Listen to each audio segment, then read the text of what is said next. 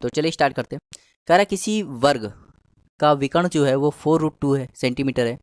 दूसरे वर्ग का विकर्ण ज्ञात करें जिसका क्षेत्रफल प्रथम वर्ग के क्षेत्रफल का दुगना है। तो बहुत ही अच्छा सवाल है, बहुत ही इजी सवाल है। कह रहा है दो वर्ग है, एक ये वर्ग है। अब वर्ग जानते हो, वर्ग मतलब स्क्वायर जिसकी चारों भुजाएं बराबर होती हैं। ये दूसरा वर्ग है, ठीक। तो समझना, कह रहा है किसी वर्ग का विकर्ण, मतलब ये पहला वर्ग है जिसका विकर्ण कितना दिया है, जिसका विकर्ण दिया गया है 4√2, ठीक। तो अगर इसका विकर्ण 4√2 दिया गया है तो कभी भी किसी का विकर्ण दिया हो और आपको एरिया निकालना हो, किसी स्क्वायर का विकर्ण दिया हो उसका एरिया निकालना हो, तो उसके लिए फॉर्मूला होता है हाफ डी स्क्वायर। क्या होता है? Half D square. डी यहाँ पे विकर्ण है, ठीक। तो अगर मैं इसका एरिया निकालूँ तो क्या आएगा? हाफ, और डी की वैल्यू कितनी है? 4√2 का होल स्क्वायर। तो क्या हो जाएगा? हाफ, ठीक। और 4 के स्क्वायर करोगे 16, और √2 का स्क्वायर करोगे तो 2, ये 2 से 2 कट जाएगा, मतलब एरिया कितना आ जाएगा? 16 सेंटीमीटर स्क्वायर, 16 सेंटीमीटर स्क्वायर। अब कह रहा है दूसरे वर्ग का विकर्ण ज्ञात करिए, मतलब इस वर्ग का आपको क्या निकालना है? इसका डायगोनल निकालना है। डायगोनल मतलब विकर्ण निकालना है, ठीक। जिसका क्षेत्रफल, मतलब इसका क्षेत्रफल प्रथम वर्ग के क्षेत्रफल का दुगना है। मतलब इसने देखो, इस लैंग्वेज में खुद ही बता दिया, इसका जो क्षेत्रफल है, जिस वर्ग का तुम्हें विकर्ण निकालना है उसका जो क्षेत्रफल है वो पहले वर्ग के क्षेत्रफल का दुगना है। मतलब इसका जो एरिया है इन्होंने खुद ही बता दिया, इसका एरिया जो है इसके डबल है, इसके एरिया के, पहले वाले एरिया के डबल है। पहले वाला एरिया कितना है? पहले वाले स्क्वायर का एरिया कितना है? 16। तो इसका डबल मतलब 32, 32 ही है, ठीक। तो मतलब इसका क्षेत्रफल दिया है, आप कह रहे हैं इसका डायगोनल निकालो, तो मैंने बताया था एरिया निकालने के लिए आपको डायगोनल पता होना चाहिए। तो डायगोनल का फॉर्मूला, मतलब एरिया निकालने के लिए फॉर्मूला क्या होता है? हाफ डी स्क्वायर बराबर, यही होता है एरिया, और एरिया कितना? 32। तो अगर मैं डी स्क्वायर बराबर हाफ को वहाँ ले जाऊँ तो क्या आ जाएगा? 64। और डी की वैल्यू क्या आ जाएगी? √64। मतलब डी की वैल्यू क्या आ जाएगी? तो डी की वैल्यू क्या आ जाएगी? 8 सेंटीमीटर। क्या हो जाएगी? 8 सेंटीमीटर। तो 8 इसका राइट आंसर हो जाएगा, ऑप्शन नंबर डी। तो उम्मीद करते हैं आपको समझ में आया होगा। चलिए देखते हैं क्वेश्चन नंबर 52। क्वेश्चन नंबर 52 देखते हैं।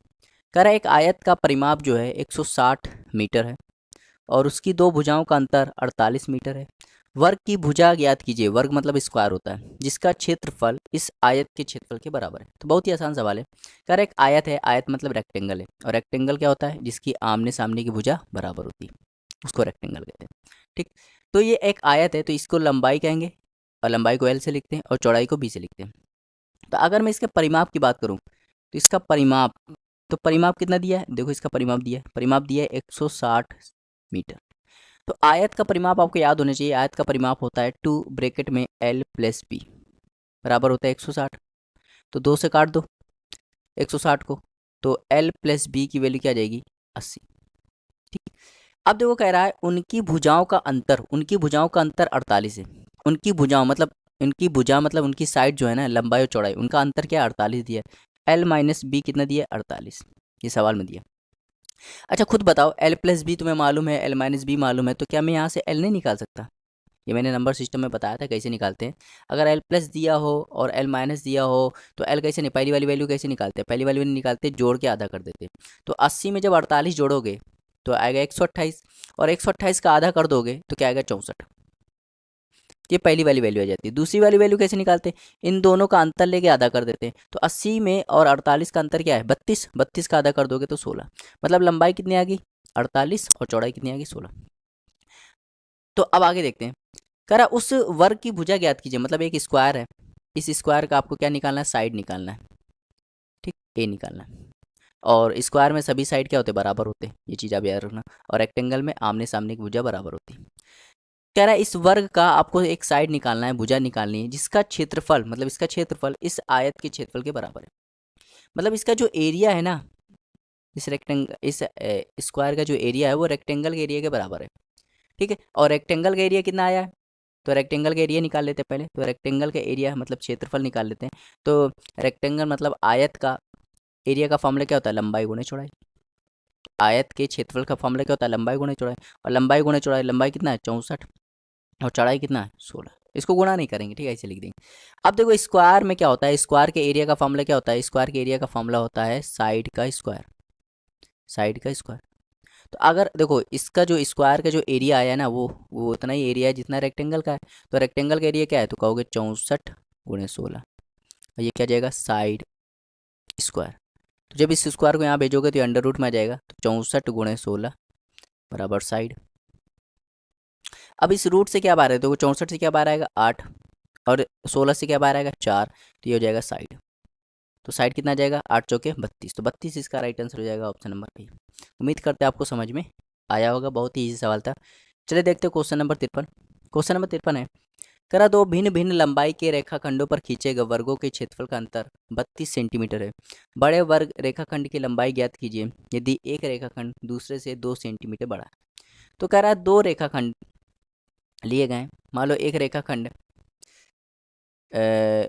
दो रेखाखंड लिए गए और उनसे दो वर्ग बना दिए गए, वर्ग मतलब स्क्वायर बना दिए गए। तो एक ये स्क्वायर है और एक ये स्क्वायर है, अलग अलग रेखाखंड का स्क्वायर है, ठीक।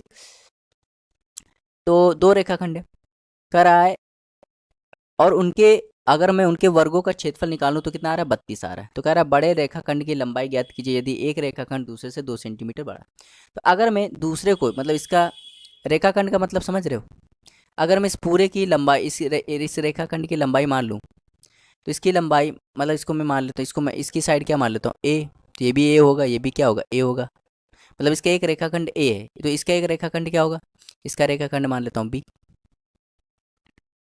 तो अगर मैं देखो क्या कह रहे हैं, यहाँ वाली ये वाली लाइन पढ़िए, कह रहे यदि एक रेखाखंड दूसरे से 2 सेंटीमीटर बड़ा है, दूसरे से मतलब अगर मैं ए की बात करूं तो ए जो है वो बी से 2 ज़्यादा है, बी से जो ज़्यादा है, अगर मैं बी को कुछ मान लूँ, जैसे बी को मैं मान लेता हूँ एक्स, तो ए क्या हो जाएगा, ए की वैल्यू क्या हो जाएगी, ए की वैल्यू हो जाएगी x+2। यहाँ कुछ समझ में आया, अगर मैं बी को एक्स मान लूँ तो ए की वैल्यू क्या हो जाएगी x+2, ठीक। अब ध्यान देना, अगर मैं पहले रेखाखंड की बात करूं, पहले रेखाखंड ये तो आ गया, ये तो आ गया ए की और बी की वैल्यू आ गई, ठीक। ये क्या आ गया, ए और बी की वैल्यू आ गई, ठीक। ये ए और बी की वैल्यू आ गई। अब देखो आगे क्या लिखा है, आगे लिखा है, कह रहा है दो भिन्न भिन्न लंबाई के रेखाखंडों पर खींचे गए वर्गों के क्षेत्रफल का अंतर 32, मतलब हमें इनका क्षेत्रफल भी निकालना पड़ेगा। ए की वैल्यू यहाँ क्या है x+2। अब अगर मैं इसका क्षेत्रफल निकालूं तो इसका एरिया कैसे, स्क्वायर का एरिया कैसे निकालते हैं, स्क्वायर का एरिया निकालते हैं साइड का स्क्वायर, और इसमें साइड क्या है, इसमें साइड है x+2 का होल स्क्वायर। अगर मैं इसका एरिया निकालूं, इस स्क्वायर का एरिया निकालूं तो क्या होता है साइड स्क्वायर, ठीक। और इसमें साइड क्या है x, तो x का स्क्वायर। अब इन दोनों के स्क्वायर का अंतर कितना दिया 32 सेंटीमीटर, इन दोनों के स्क्वायर का अंतर कितना दिया 32। देखो दो भिन्न भिन्न लंबाई के रेखाखंडों पर खींचे गए वर्गों के क्षेत्रफल का अंतर कितना है 32 सेंटीमीटर। तो अगर मैं इन दोनों के स्क्वायर का अंतर ले लूँ, मतलब x+2 का whole square minus X square कर दूँ तो ये कितना आ जाएगा 32 आ जाएगा।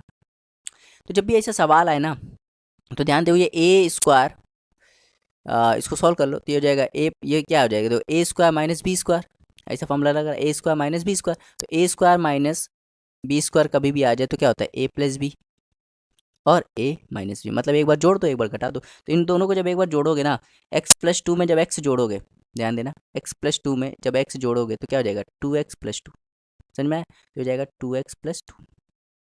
और जब x+2 में x घटाओगे, एक बार घटाना भी होता है ना, तो x कट जाएगा, क्या बचेगा सिर्फ 2, हो जाएगा 32। 2 से 32 काट देगा 16 बार, तो क्या आ जाएगा 2x+2 की वैल्यू आ जाएगी 16। तो 2x बराबर क्या हो जाएगा, 16 में से 2 गया 14, और x की वैल्यू क्या आ जाएगी 7, मतलब x की वैल्यू 7 आ गई। कह रहा है बड़े रेखाखंड की लंबाई बताइए। अच्छा बताओ x क्या है, दूसरे वाले रेखाखंड की लंबाई, भाई x क्या है b, और b क्या है दूसरे वाले रेखाखंड की लंबाई, मतलब ये वैल्यू कितनी आ गई 7, और ये वैल्यू कितनी आ जाएगी, अगर ये 7 है ठीक कितना आ जाएगी 9, क्योंकि 7 + 2 कितना हो जाएगा 9। तो दूसरे वाले रेखाखंड मतलब बड़े वाले रेखाखंड की लंबाई कितनी आ गई 9 सेंटीमीटर, ये इसका राइट आंसर हो जाएगा। उम्मीद करता हूँ आपको समझ में आया होगा। चलिए देखते हैं क्वेश्चन नंबर 54। क्वेश्चन नंबर 54 है, कह रहा है एक आयत की लंबाई चौड़ाई का अनुपात 3:2 है, उसका परिमाप 20 सेंटीमीटर, कह रहा है आयत का रेक्टेंगल मतलब क्षेत्रफल बताइए। बहुत ही आसान सवाल है। ये एक आयत है, रेक्टेंगल है, और मैंने बताया था रेक्टेंगल में एक लंबाई होती है एक चौड़ाई होती है। तो लंबाई और चौड़ाई का अनुपात कितना दिया है 3:2। तो जब भी अनुपात में दिया उसको कुछ मान लिया करो, इसको मान लो 3x, इसको मान लो 2x, ठीक। तो परिमाप का फॉर्मूला मैंने बताया था, आयत में परिमाप का फॉर्मूला क्या होता है, आयत में परिमाप का फॉर्मूला होता है, परिमाप कितना दिया 20 सेंटीमीटर, और इसका फॉर्मूला क्या होता है, इसका फॉर्मूला होता है 2 ब्रैकेट में l + b, जो कि कितना है 20। तो 2 से 2 काट दो तो क्या हो जाएगा 10 हो जाएगा। तो एल प्लस बी की वैल्यू क्या आ जाएगी 10। अच्छा एल की वैल्यू कितनी है 3x और बी की वैल्यू कितनी है 2x बराबर 10। तो क्या हो जाएगा 5x की वैल्यू हो जाएगी 10। तो अगर मैं x निकालूँ तो x की वैल्यू क्या आ जाएगी 2, मतलब x से 2 आ गया। तो यहाँ लंबाई कितनी हो जाएगी भाई, देखो लंबाई 3x है ना, लंबाई क्या है 3x, तो 3 गुणे 2 मतलब 6, और चौड़ाई क्या हो जाएगी 2x, तो 2 गुणे 2 कितना हो जाएगा 4। तो कह रहा है आयत का क्षेत्रफल बताइए, आयत का क्षेत्रफल। अच्छा आयत के क्षेत्रफल का फॉर्मूला क्या होता है, क्षेत्रफल का फॉर्मूला होता है लंबाई गुणे चौड़ाई। अच्छा लंबाई कितनी है 6 और चौड़ाई कितनी है 4, तो कितना हो जाएगा 24, तो 24 सेंटीमीटर स्क्वायर इसका राइट आंसर हो जाएगा ऑप्शन नंबर ए। उम्मीद करते हैं आपको समझ में आया होगा। चलिए देखते हैं क्वेश्चन नंबर 55। कह रहा है एक 12 सेंटीमीटर आधार वाले एक त्रिभुज का क्षेत्रफल 12 सेंटीमीटर भुजा वाले एक वर्ग के क्षेत्रफल के बराबर है। कह रहा है एक त्रिभुज है, ये एक ट्रायंगल है जिसका बेस कितना है 12 सेंटीमीटर है, और ये एक स्क्वायर है, ये क्या है एक स्क्वायर है, इसका इसकी साइड कितनी है 12 सेंटीमीटर। तो अगर ये भी 12 है तो ये भी 12 होगा, ये भी 12 होगा, ये भी 12 होगा। और त्रिभुज में क्या होता है एक हाइट होती है, ठीक। तो कह रहा है उसका त्रिभुज का शीर्षलंब निकालिए, शीर्षलंब मतलब हाइट निकालिए, एच निकालना है आपको। तो और जबकि क्या दिया है त्रिभुज का जो क्षेत्रफल है वो वर्ग के क्षेत्रफल के बराबर है। अगर मैं इसका एरिया निकालूं, इसका एरिया निकालूं तो त्रिभुज के क्षेत्रफल का फॉर्मूला क्या होता है, एरिया का फॉर्मूला क्या होता है, त्रिभुज के एरिया का फॉर्मूला होता है half into base into height. तो और इसके एरिया का फॉर्मूला क्या होता है, इसके एरिया का फॉर्मूला होता है साइड का स्क्वायर। समझ में आया? अगर मैं इसका एरिया निकालूं तो हाफ, बेस की वैल्यू कितनी है 12, हाइट की जगह हाइट लिख देंगे। इसका एरिया कितना आ जाएगा, साइड का स्क्वायर, साइड कितना है 12 का स्क्वायर। तो दोनों का एरिया बराबर है तो हम क्या करेंगे हाफ इंटू 12 गुणे एच बराबर कर देंगे 12 गुणे 12, 12 का स्क्वायर क्या होता है 12 गुणे 12, तो 12 से 12 कट गया, तो एच की वैल्यू क्या आ जाएगी 12 दूनी 24, तो 24 सेंटीमीटर इसका राइट आंसर हो जाएगा। उम्मीद करते हैं आपको समझ में आया होगा, ऑप्शन नंबर बी। चलिए देखते हैं क्वेश्चन नंबर 56। कह रहे एक समबाहु त्रिभुज के भीतर किसी बिंदु से भुजाओं पर डाले गए लंबों की लंबाई 6 सेंटीमीटर 7 सेंटीमीटर 8 सेंटीमीटर है। कह रहे त्रिभुज की भुजाएं कहते हैं। मैंने बताया था ये सवाल, ये कंसेप्ट पे मैंने सवाल बताया था। मैंने कहा था अगर कोई त्रिभुज है, ठीक, इस त्रिभुज का नाम मान लो ए बी और सी है, और इसके एक अंदर एक बिंदु है जहाँ से 3 लंब डाले गए त्रिभुज की साइड पे, ये पहला लंब, ये दूसरा लंब और ये तीसरा लंब, ठीक। जैसे ये पहला लंब है, इसका नाम है P1, इसका नाम है P2, इसका नाम है P3। तो क्या होता है हाइट जो होती है ना, हाइट, इसकी हाइट, इस त्रिभुज की हाइट जो होगी ना वो P1 plus P2 plus P3 के बराबर होगी। तो ये मैंने बताया था एक चीज़, ये फॉर्मूला बताया था आपको, तो इसी कंसेप्ट पे आधारित है, ठीक। यहाँ पे देखो पहले लंब की लंबाई क्या है 6 सेंटीमीटर, मतलब ये P1 हो गया, और ये क्या हो गया P2, और ये क्या हो गया P3।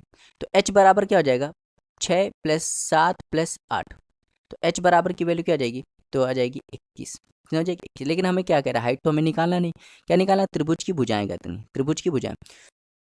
और ये समबाहु त्रिभुज है, समबाहु त्रिभुज में सभी भुजाएं क्या होती है बराबर होती है, मतलब ये ए है तो ये भी ए होगा। और हाइट का इसमें फॉर्मूला क्या होता है, इसमें हाइट का फॉर्मूला होता है √3/2a। समबाहु त्रिभुज में हाइट का फॉर्मूला क्या होता है √3/2a। यहाँ हाइट की जगह रख देंगे √3/2a बराबर 21। अगर मैं ए निकालूँ तो क्या आ जाएगा 21 गुणे अपॉन 2 √3, तो √3 से ऊपर नीचे गुणा कर दो, क्योंकि हमें नीचे रूट नहीं चाहिए, तो √3 करोगे तो क्या हो जाएगा 3, और 3 से पूरा 21 को काट दोगे कितनी बार 7 बार, तो 7 दूनी 14, तो 14 √3 इसका राइट आंसर हो जाएगा ऑप्शन नंबर सी। चलिए देखते हैं question number 57। Question number 57 important सवाल है। करेक्ट समद्वि बाहु त्रिभुज, समद्वि बाहु त्रिभुज, समद्वि बाहु त्रिभुज में बता देता हूँ क्या होता है, आइसोसेलेस ट्रायंगल, आइसोसेलेस ट्रायंगल मतलब जिसकी दो भुजाएं बराबर होती हैं, दो भुजाएं बराबर होती है उसको कहते हैं समद्वि बाहु त्रिभुज। मान लो जैसे कि ये है बी, ये क्या है बी, और इसका क्या है ये ए है, ठीक है। तो ये ए है और इसकी दो भुजाएं क्या है बी बी, ये दोनों बराबर है। कह रहा है समद्विबाहु त्रिभुज का एरिया, एरिया कितना दिया, एरिया मतलब क्षेत्रफल कितना दिया 4 दिया। कह रहा है यदि असमान भुजा की लंबाई, भाई ये तो समान है तो असमान क्या हो गया, ये इसकी लंबाई कितनी है 2 है।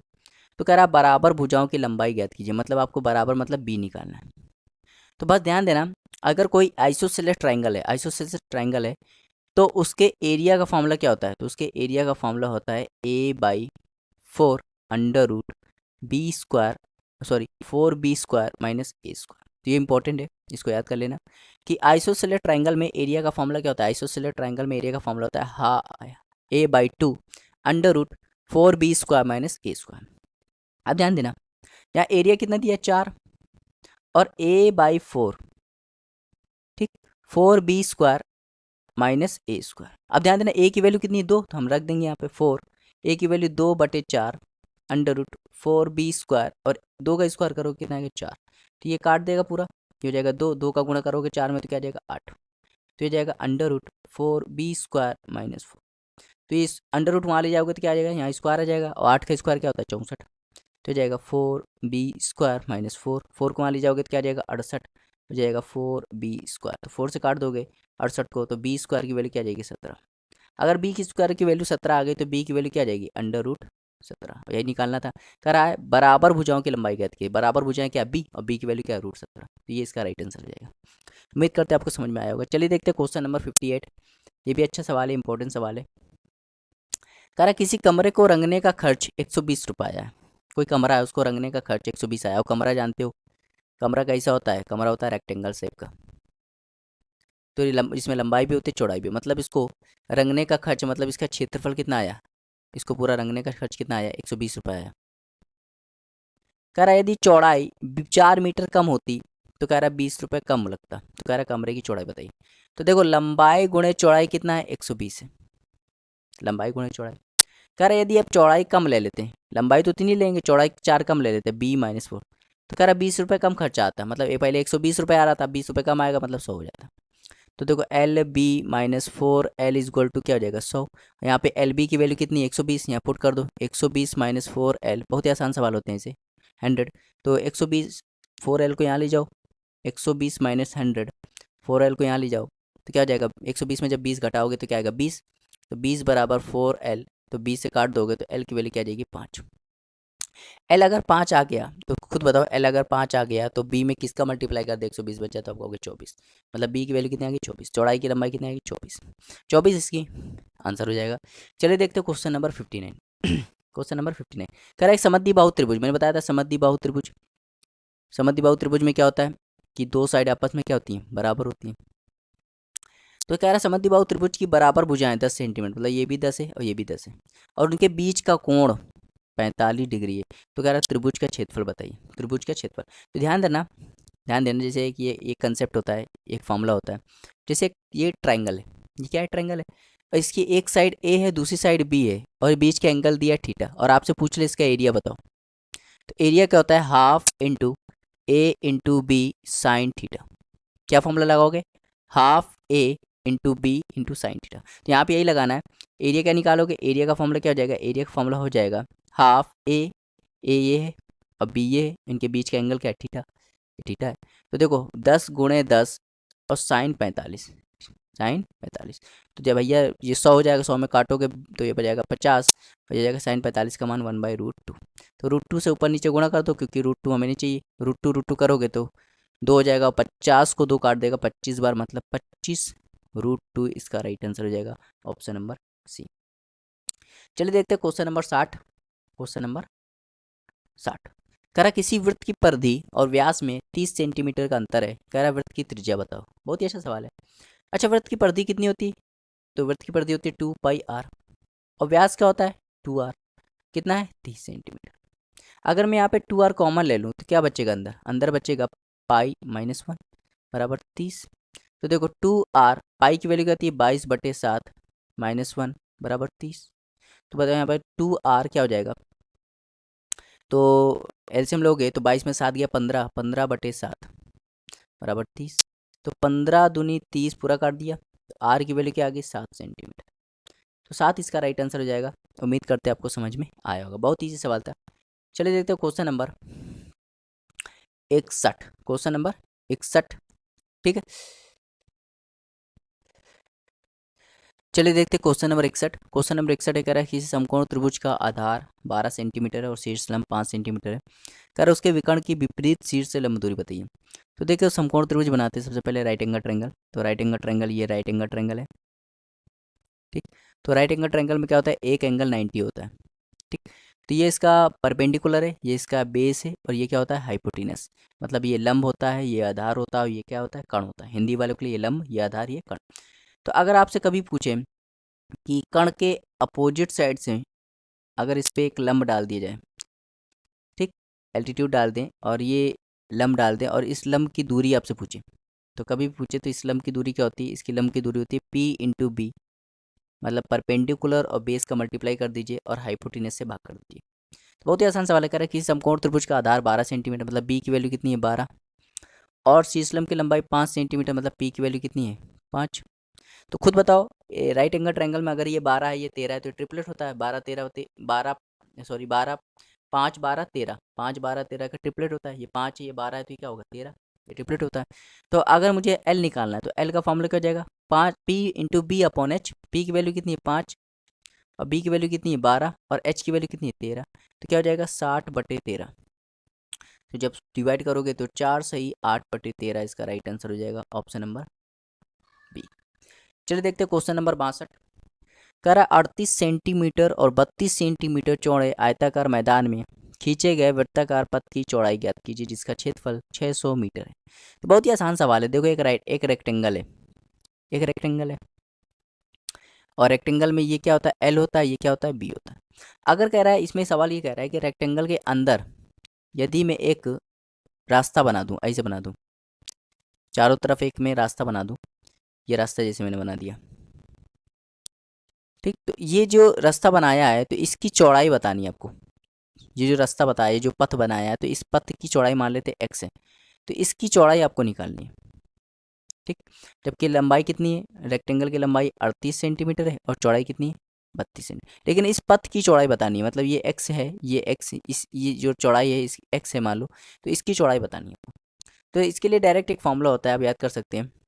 अगर कोई रेक्टेंगल है और उसके अंदर क्या बनाया जा रहा है, रास्ता बनाया जा रहा है, और उस रास्ते का क्षेत्रफल अगर, तो उस रास्ते का क्षेत्रफल का फॉर्मूला क्या होता है, उस रास्ते का क्षेत्रफल का फॉर्मूला होता है L plus B minus 2x bracket में 2x। समझ में आया, L plus B minus 2x bracket में 2x। ऐसा क्यों किया, ये x क्या है मैंने बताया, ये x क्या है, ये लंबाई है, ये बीच की जो चौड़ाई है ना रास्ते की, ये इसको कहते हैं, ये x है, ये सब x है, ये सब बराबर है, ठीक है। ये भी x, ये भी x, ये भी x, मतलब ये चौड़ाई जो है ना, तो वो क्या है x है। तो अब बस अब बताओ ये पथ का क्षेत्रफल कितना आ गया, पथ के क्षेत्रफल का फॉर्मूला क्या है L plus B minus 2x bracket में 2x। अब देखो यहाँ पे सवाल पढ़ोगे तो लंबाई कितनी 38 है, चौड़ाई 32 है और पथ का क्षेत्रफल 600 दिया गया। पथ की चौड़ाई ज्ञात करें जिसका क्षेत्रफल 600 मीटर, तो यहाँ पे क्षेत्रफल क्या है 600 है, एल की वैल्यू है 38 और ये है बी 32 माइनस 2x ब्रैकेट में 2x। तो ये क्या हो जाएगा 600 और ये हो जाएगा 70 माइनस 2x ब्रैकेट में 2x। अब इसको आप सॉल्व नहीं करोगे, अब आप क्या करोगे ऑप्शन का सहारा लोगे। क्या करोगे ऑप्शन का सहारा, जो ऑप्शन इसको सेटिस्फाई कर देगा, इस इक्वेशन को सेटिस्फाई कर देगा वही उसका आंसर हो जाएगा। अगर खुद सोचो, अगर मैं ऑप्शन ए ले लूँ, ऑप्शन ए ले लूँ मतलब एक्स की वैल्यू क्या ले लूँ, एक्स की वैल्यू 30 ले लूँ, तो देखते हो यहाँ पे तो 30 दूनी 60, 60 में से 70, 70 में से 60 गया क्या बचेगा 10, और 30 दूनी 60 और 60 का 10 में गुणा करोगे 600, मतलब ये सेटिस्फाई कर रहा है, मतलब इसका right answer option number A हो जाएगा। बाकी ये सेटिस्फाई नहीं करेगा। समझ में आया। तो कई सवाल होते हैं जो आप ऑप्शन से ही कर सकते हैं, वो डिपेंड नहीं करते कि वो मेंसुरेशन के ज्योमेट्री के हैं, ठीक है, वो ऑप्शन पे ही डिपेंड होते हैं। चलिए देखते हैं क्वेश्चन नंबर 63। क्वेश्चन नंबर 63 बहुत ही अच्छा सवाल है। तो एक चीज़ मैंने याद कराई थी, आपको याद होगी पहली वीडियो में मैंने बताया था कि जैसे कि ये एक सर्कल है, ये क्या एक सर्कल है, ठीक। तो सर्कल से अगर मैंने सर्कल में यदि मैंने ऐसे बना दिया, ठीक, सर्कल में यदि मैंने ऐसे बना दिया, ठीक, ये चीज़ आप अगर मैंने ऐसे बना दिया सर्कल में, ठीक, और इसका तुमसे ऐसे बना दिया, ठीक, और इसका मैंने तुमसे अगर एरिया पूछ लिया, क्या पूछ लिया एरिया, इसका मैंने क्या पूछ लिया एरिया, तो इसका एरिया कैसे निकालेंगे, ठीक, ये चीज़ मैं बता चुका हूँ। और देखो ये 1/4 है, इस पूरे सर्कल का 1/4 है, तो ये एंगल कितना हो जाएगा 90 हो जाएगा, ये कितना हो जाएगा 90, क्योंकि पूरा एंगल कितना होता है 360, तो ये 1/4 है, तो 360 का 1/4 करोगे तो कितना 90 हो जाएगा। अब ये एरिया कैसे निकालेंगे, ध्यान देना, अब ये एरिया अगर मुझे निकालना हो तो मैं कैसे निकालूंगा, मैं क्या करूँगा पूरे वाले सेक्टर में, तो भाई ये सेक्टर होता है, ये क्या होता है ये सेक्टर होता है, ठीक है।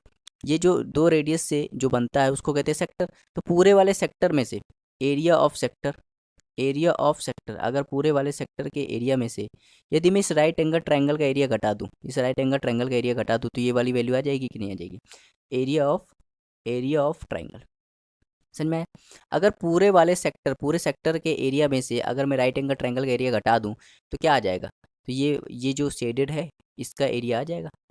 तो पूरा एरिया क्या आएगा, तो पूरा एरिया क्या होता है, पूरे सर्कल के एरिया का फॉर्मूला क्या होता है, पाई आर स्क्वायर। लेकिन हमें हमें कुछ एंगल के लिए निकालना है तो हम लोग क्या करते हैं, 360 इंटू थीटा कर देते हैं। अगर पूरा एरिया है तो पाई आर स्क्वायर, लेकिन कुछ एंगल के लिए निकालना हो तो क्या करते हैं, 360 इंटू थीटा कर देते हैं। तो ध्यान देना पाई और आर, आर मतलब रेडियस, और रेडियस कितना है, देखो रेडियस की वैल्यू क्या है, ये वैल्यू कितनी, रेडियस ही तो है, ये वैल्यू कितनी ए है, तो यहाँ हो जाएगा ए स्क्वायर अपॉन 360, और ये क्या हो जाएगा 90, थीटा कितना 90, तो यहाँ रख दो, ये कट जाएगा कितनी 4 बार, तो क्या हो जाएगा पाई ए स्क्वायर बाई 4 माइनस। अब एरिया ऑफ ट्रायंगल, तो मैंने बताया था ये भी रेडियस है, ये भी रेडियस है, और बीच में 90 है। मैंने बताया था अगर कोई एक राइट एंगल कोई भी ट्रायंगल है और उसके ये साइड दिया है, ये ए है, ये बी है और ये थीटा है, तो अगर एरिया पूछे तो एरिया कैसे निकालते हैं, एरिया निकालते हैं half into A B sine theta. यही हम लोग यहाँ लगाएंगे, तो हाफ लिखेंगे, ए की वैल्यू कितनी है ए, बी की वैल्यू कितनी है ए, और साइन थीटा मतलब साइन 90। सॉल्व कर लो, तो ये जाएगा पाई ए स्क्वायर बाई 4, और ये हो जाएगा माइनस का हाफ ए स्क्वायर। तो ये साइन 90 का मान क्योंकि क्या होता है 1 होता है। अब देखो ये जो वैल्यू आई है ना, ये जो वैल्यू आई है ये सिर्फ इतनी आई है। यहाँ पे देखो, यहाँ पे तो ये दो चीज़, ये जो चीज़ है ये डबल हुई है, मतलब एक ये भी है एक ये भी है, मतलब डबल हुई है। मतलब ये वैल्यू जो ये जो वैल्यू आई है सिर्फ इतने के लिए आई है, और बिल्कुल सेम ये भी है। तो ये डबल है ना यहाँ पे, तो हम इसको क्या कर देंगे 2 से गुणा कर देंगे, तो बस हो गया। तो यहाँ अगर 2 से गुणा करोगे तो pi a square by 2 minus a square हो जाएगा। ठीक, अगर मैं इसमें एक स्क्वायर कॉमन ले लूँ तो क्या बचेगा, पाई बाई 2 माइनस 1। तो किस ऑप्शन में, एक स्क्वायर कॉमन ले लूँगी यहाँ तो हो ही नहीं सकता, और यहाँ अगर ए स्क्वायर ले लूँगा तो यहाँ पे ये भी नहीं हो सकता, तो ये ऑप्शन नंबर सी इसका राइट आंसर हो जाएगा। उम्मीद करते हैं आपको समझ में आया होगा, बहुत ही अच्छा सवाल था। चलिए देखते हैं क्वेश्चन नंबर 64। कह रहा है 148 सेंटीमीटर लंबे और 14 सेंटीमीटर चौड़े आयत में, 148 सेंटीमीटर लंबे और 14 सेंटीमीटर चौड़े आयत में, मतलब ये 148 सेंटीमीटर लंबा है और ये 14 सेंटीमीटर चौड़ा है। इसमें बड़े से बड़े वृत्त का क्षेत्रफल बताइए। तो बड़े से बड़े वृत्त का क्षेत्रफल अगर हम मुझे निकालना है तो मैं देखो वृत्त ऐसे ही बना सकता हूँ, बड़ा से बड़ा। तो अगर मैं इसकी बात करूँ तो ये वैल्यू कितनी हो जाएगी, 14 हो जाएगी, और ये सेंटर से जा रही, तो ये वैल्यू 14 हो जाएगी, सेंटर से जा रही है, तो ये व्यास हो गया भाई, ये सेंटर से जा रहा है, लाइन तो व्यास होता है, और व्यास का आधा क्या होता है त्रिज्या, तो मतलब यहाँ ये 7 हो जाएगा, मतलब आर की वैल्यू क्या आ जाएगी 7। ये चीज़ समझ में आ रही, ये पूरा व्यास है, व्यास अगर 14 है तो रेडियस क्या होगा, व्यास का आधा, मतलब 14/2 मतलब 7। अब कह रहा बड़े से बड़े वृत्त का क्षेत्रफल, क्षेत्रफल भाई वृत्त का क्षेत्रफल निकालना है, मतलब एरिया निकालना है, area of circle, area of circle. तो एरिया ऑफ सर्कल का फॉर्मूला क्या होता है, पाई आर स्क्वायर। पाई की वैल्यू क्या है 22/7, और आर की वैल्यू क्या है 7 × 7। भाई आर की वैल्यू 7 है ना, तो 7 से 7 कट गया, क्या है 154। 154 इसका राइट आंसर हो जाएगा ऑप्शन नंबर बी। चलिए देखते हैं क्वेश्चन नंबर 65, बहुत ही अच्छा सवाल है। कह रहा है 8 सेंटीमीटर भुजा वाले समबाहु त्रिभुज के भीतर एक वृत्त खींचा गया। 8 सेंटीमीटर भुजा वाले, ये 8 सेंटीमीटर भुजा वाला एक समबाहु त्रिभुज है, मतलब ये भी 8, ये भी 8, ये भी 8। ठीक, और इसके अंदर हमने एक क्या किया, सर्कल खींच दिया। क्या खींच दिया, सर्कल। तो कह रहा है त्रिभुज और वृत्त के बीच रिक्त स्थान का क्षेत्रफल बताइए। मतलब ये त्रिभुज है और ये वृत्त है, तो इसके बीच में जो ये रिक्त स्थान है ना, ये जो रिक्त स्थान है इसका हमें क्षेत्रफल निकालना है। तो बहुत ही आसान सवाल है। तो अगर आपसे पूछे कि इसका क्षेत्रफल निकालिए तो हम लोग क्या करेंगे, एरिया ऑफ शेडेड रीजन, हमें क्या निकालना है, एरिया ऑफ शेडेड रीजन निकालना है। तो कैसे निकालेंगे, हम क्या करेंगे, एरिया ऑफ ट्रायंगल, मतलब ट्रायंगल के एरिया में से घटा देंगे एरिया ऑफ सर्कल। तो ट्रायंगल के एरिया में से सर्कल का एरिया घटा देंगे तो क्या आ जाएगा, एरिया ऑफ शेडेड रीजन आ जाएगा। ठीक, अब देखो ट्रायंगल का एरिया तो आपको मालूम है भाई, ये समबाहु त्रिभुज है, समबाहु त्रिभुज तो हर साइड कितनी 8 8 की है, तो ये ए है। तो समबाहु त्रिभुज में एरिया निकालने का फॉर्मूला क्या होता है, समबाहु त्रिभुज में एरिया निकालने का फॉर्मूला होता है √3/4 साइड का स्क्वायर, और साइड कितना है 8, तो 8 का स्क्वायर, ये आ जाएगा √3/4 8 का स्क्वायर। अब एरिया ऑफ सर्कल, सर्कल का एरिया निकालने के लिए मुझे रेडियस पता होना चाहिए। अब खुद बताओ, एक ट्रायंगल है, खुद बताना, एक ट्रायंगल है उसके अंदर एक रेडियस बनाया, एक सर्कल बनाया गया है, तो उसका रेडियस क्या होगा, उसका रेडियस क्या होगा, साइड बाई 2√3 होता है। तो उसका रेडियस कैसे निकालते हैं, साइड बाई 2√3। तो साइड क्या है 8 और यहाँ पे क्या है 2√3, तो जब काटोगे तो क्या आ जाएगा 4√3। तो यहाँ पे आर क्या जाएगा, आर की वैल्यू जाएगी 4/√3। ठीक, तो इसको मैं अगर मैं और सॉल्व करूँ तो यहाँ आ जाएगा, तो एरिया क्या होता है पाई आर स्क्वायर होता है, तो पाई आर स्क्वायर आर मतलब आर कितना 4/√3 का होल स्क्वायर। अब सॉल्व कर लो, अब क्या कर लो, सॉल्व कर लो। तो इसको सॉल्व करोगे तो √3/4 और 8 का स्क्वायर क्या होता है 64 माइनस, और ये वैल्यू कितनी हो जाएगी, जो जाएगी 22/7, और ये हो जाएगा 16/3, 16/3। तो जब इसको सॉल्व करोगे तो इसका जो राइट आंसर आ जाएगा, इसको सॉल्व करना, √3 की वैल्यू रख देना, तो 10.95 सेंटीमीटर स्क्वायर इसका राइट आंसर हो जाएगा, जो कि ऑप्शन नंबर बी है, ऑप्शन नंबर बी है। उम्मीद करते हैं आपको समझ में आया होगा। तो कोई कैलकुलेशन वाला पार्ट जो है ना, वो आपको करना होता है, ये मैं शुरू से ही बताता हूँ। ठीक है, इस चीज़ को सॉल्व करने का काम आपका है। ठीक है, बाकी सॉल्व आप कर सकते हैं, इसमें कोई है नहीं। बाकी काट दोगे तो 16 कॉमन ले लोगे तो ऐसे आप निकाल दोगे, 10.95 इसका राइट आंसर हो जाएगा। चलिए देखते हैं क्वेश्चन नंबर 66। करा किसी त्रिभुज की भुजाएं 30 मीटर, 72 मीटर और 78 मीटर है। 72 मीटर भुजा पर डाले गए शीर्षलंब की लंबाई बताइए। तो बहुत ही आसान सवाल है। एक ट्रायंगल है, ये एक ट्रायंगल है। ठीक, एक 30 मीटर है, एक 72 मीटर है, और एक क्या है 78 मीटर। कह रहा 72 मीटर पे एक शीर्षलंब डाल दिया गया एच, तो कह रहा है एच बताओ। क्या कह रहा है, एच बताओ। ठीक, अब ध्यान देना, ध्यान देना, ये जो यहाँ पे जो त्रिभुज की जो साइड है ना 30, 72, 78, ये जानते हो क्या है, ये ट्रिपलेट है। ये जानते हो क्या है, ये ट्रिपलेट है, ये ट्रिपलेट है, ये ट्रिपलेट है। इसका मतलब क्या हुआ कि ये राइट एंगल ट्रायंगल है। इसका मतलब क्या हुआ कि ये राइट एंगल ट्रायंगल है, और राइट एंगल ट्रायंगल में जो सबसे बड़ी साइड होती है वो क्या होती है, कर्ण होती है। मतलब ये 78 हो जाएगा, बाकी इसको आप कुछ भी ले लीजिए, चाहे 30 ले लो, चाहे इसको 72 ले लो। अब देखो मुझे अगर हाइट निकालना है, क्या निकालना है, हाइट निकालना है। तो भैया हाइट निकालने के लिए कुछ क्या, हाइट क्या है, देखो ध्यान देना, अगर मुझे हाइट निकालना है, ठीक, तो कह रहा है 72 मीटर भुजा पर डाले गए शीर्षलंब की लंबाई, तो 72 मीटर ये है, और इस भुजा पे कौन सा शीर्षलंब डाला जा रहा है, ये डाला जा रहा है, यही तो 90 बना रहा है इस पे, तो इसकी लंबाई कितनी है 30, तो 30 इसका राइट आंसर हो जाएगा। अब मुझे कुछ सॉल्व करने की जरूरत ही नहीं थी भाई। बाहर अगर पूछता 30 मीटर पे डाला गया शीर्षलंब बताए तो वो 72 हो जाता, लेकिन ये कह रहा 72 मीटर पे डाला गया लंब बताओ तो 30 हो जाएगा। समझ में आया? बहुत ही आसान सवाल था।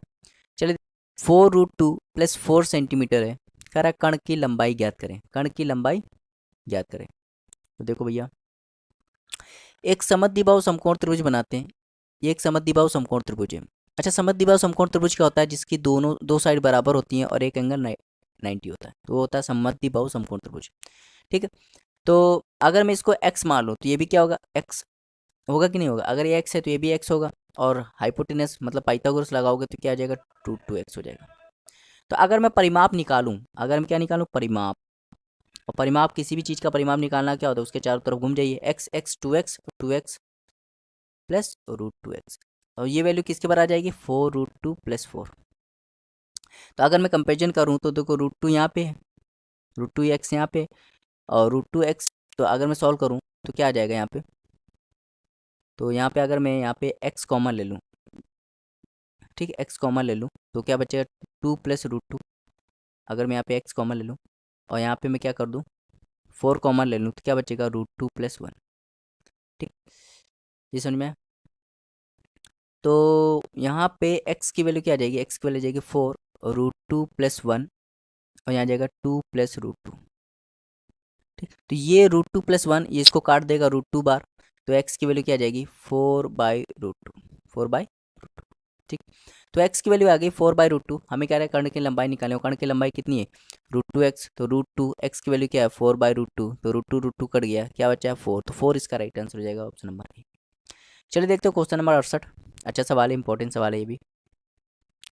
कह रहा है कमरे का फर्श, एक कमरा है, कमरा किस रूप में होता है, रेक्टेंगल रूप में होता है। तो कह रहा है कमरे का फर्श जो है 100 मीटर लंबा है और 3 मीटर चौड़ा है। उस फर्श पे कालीन से कवर कर, उस फर्श को कालीन से कवर करने पर खर्च ज्ञात कीजिए। मतलब इसको हमने कालीन से कवर करना है, किससे, कालीन से कवर करना है, कालीन है उससे कवर करना है। ठीक, इस पर तो कह रहा है उसका खर्च बताना है, उसका खर्च बताना है, जबकि 50 चौड़े सेंटीमीटर चौड़ा कारपेट का मूल्य 15 पर मीटर स्क्वायर है। तो बताओ इसका हमें खर्च निकाल। अच्छा मैं इसका ये क्या है, ये एक रेक्टेंगल है, और रेक्टेंगल पे मुझे क्या करना है, रेक्टेंगल पे मुझे रेक्टेंगल का अगर मैं कालीन बिछाना चाह रहा हूँ, मतलब उस पे उसके एरिया पे मैं क्या कर रहा हूँ, कालीन बिछा रहा हूँ, तो उसके एरिया, उसका अगर मैं रेक्टेंगल का एरिया निकालूँ तो क्या होता है, लेंथ इंटू ब्रेथ होता है। और लेंथ क्या है 100 और ब्रेथ क्या है 3, मतलब क्या आ जाएगा 300 मीटर स्क्वायर। ठीक, तो एरिया हो गया। अब मुझे इस पे कालीन बिछाना है, तो कालीन कितना चौड़ा है, 50 सेंटीमीटर चौड़ा है। ठीक, तो अगर मैं कालीन बिछाना चाह रहा हूँ तो जो एरिया कालीन का होगा वही एरिया इसका भी होगा। तो 50 मीटर चौड़ा है, तो इसकी अगर मैं लंबाई पता चल जाए कि कितना लंबा है, और चौड़ा सेंटीमीटर में, तो इसको मीटर बदलने के लिए 100 से मल्टीप्लाई कर दूंगा, और लंबाई पता चल जाती, यही तो आएगा 300। तो इससे काटोगे तो ये आ जाएगा 2 बार, तो एल की वैल्यू क्या आ जाएगी 600। तो 600 मीटर, तो ये कितना लंबा होगा कालीन, 600 मीटर। ठीक, तो हमें निकालना खर्च, हमें ये नहीं निकालना कि कालीन कितना लंबा है, जबकि 600 मीटर लंबा है। कह रहा खर्च निकालो। खर्च कैसे निकालेंगे भैया, देखो 1 मीटर 15 रुपये लग रहा है, तो 600 मीटर का क्या हो जाएगा, 15 से मल्टीप्लाई कर दो, तो 9,000, तो 9,000 रुपये खर्च लग जाएगा, ऑप्शन नंबर बी। भाई कालीन कितना लंबा है, 600 मीटर लंबा है, और 1 मीटर का 15 रुपये लग रहा है, तो 15 से गुणा कर दोगे तो 9,000 इसका राइट आंसर जाएगा। चलो देखते हैं 69, बहुत ही अच्छा सवाल है। कह रहा है किसी समचतुर्भुज के दो विपरीत कोण 60 डिग्री हैं और उसकी भुजा 10 सेंटीमीटर है। कह रहा है छोटे विकर्ण की लंबाई बताइए। तो एक रोम्बस है, ये क्या है, एक रोम्बस।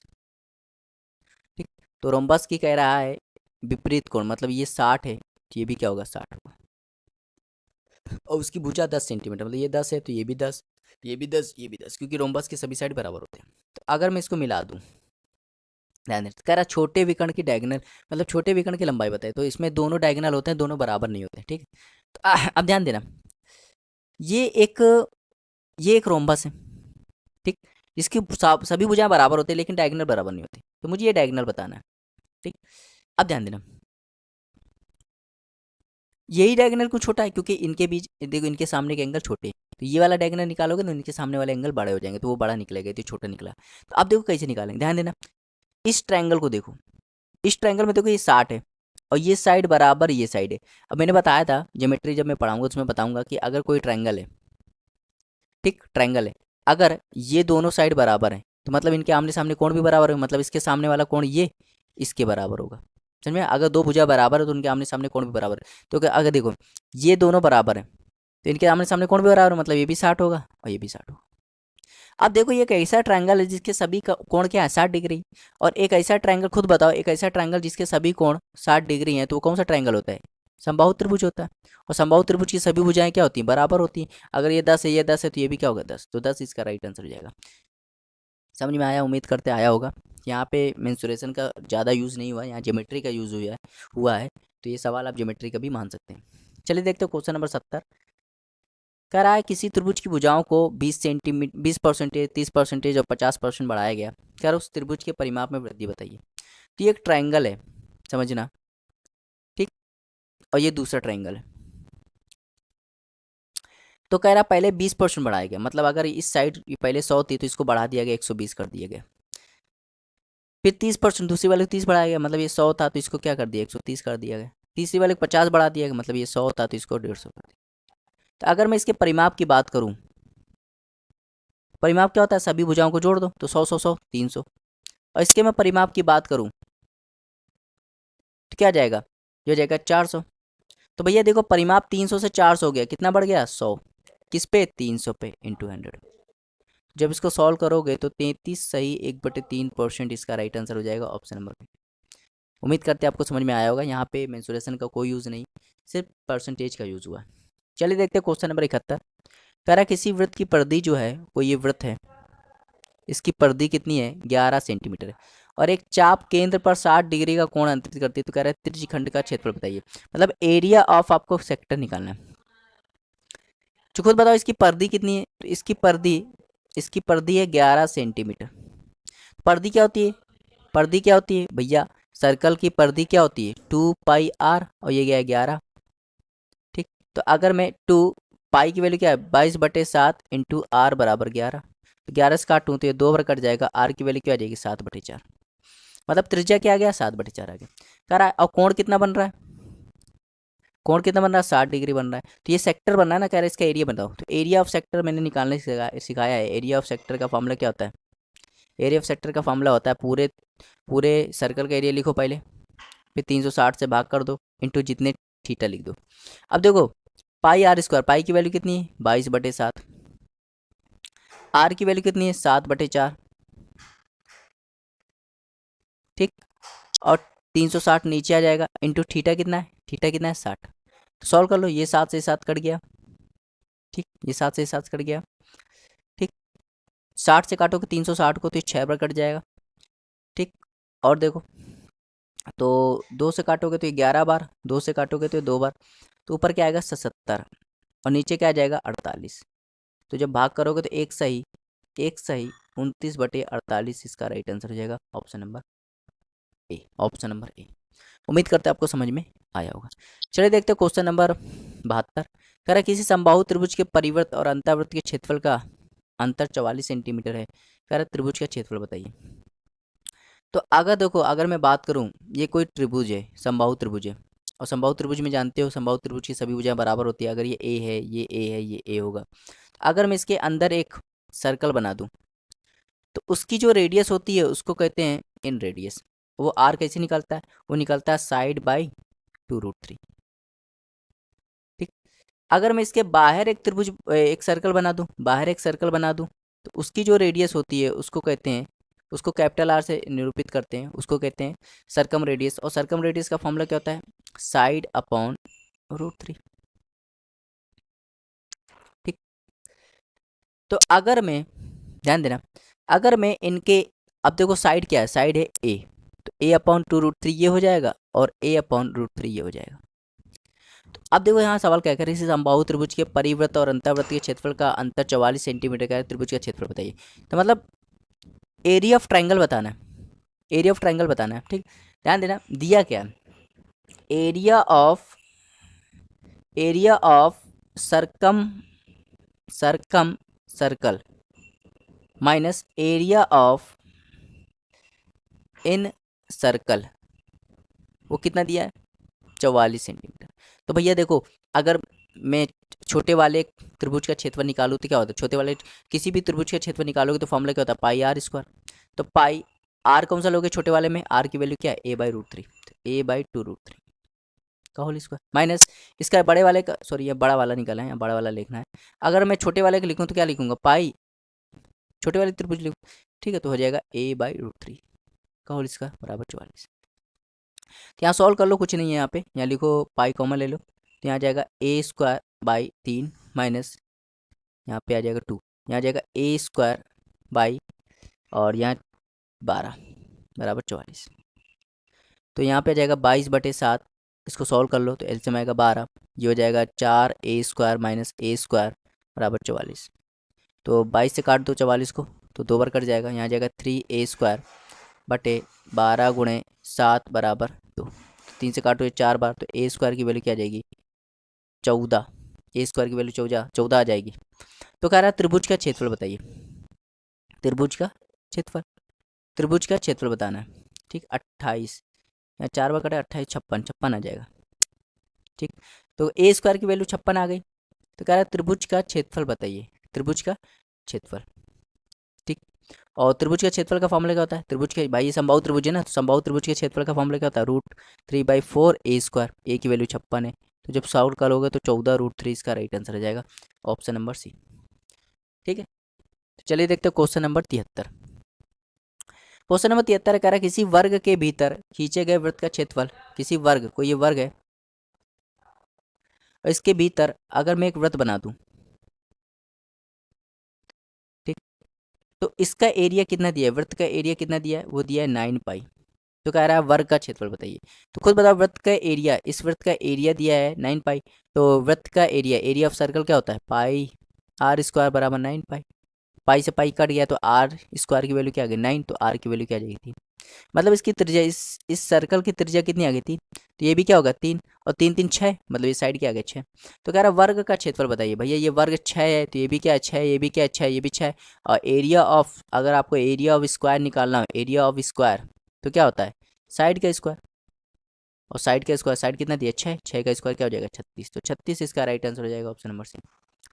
चलिए देखते हैं क्वेश्चन नंबर 74 कह रहा है किसी त्रिभुज की भुजाएं 6 सेंटीमीटर, 8 सेंटीमीटर, 10 सेंटीमीटर, उसके अंदर बन सकने वाले बड़े से बड़े वर्ग का क्षेत्रफल ज्ञात कीजिए। उसके अंदर बन सकने वाले बड़े से बड़े वर्ग का क्षेत्रफल बताइए।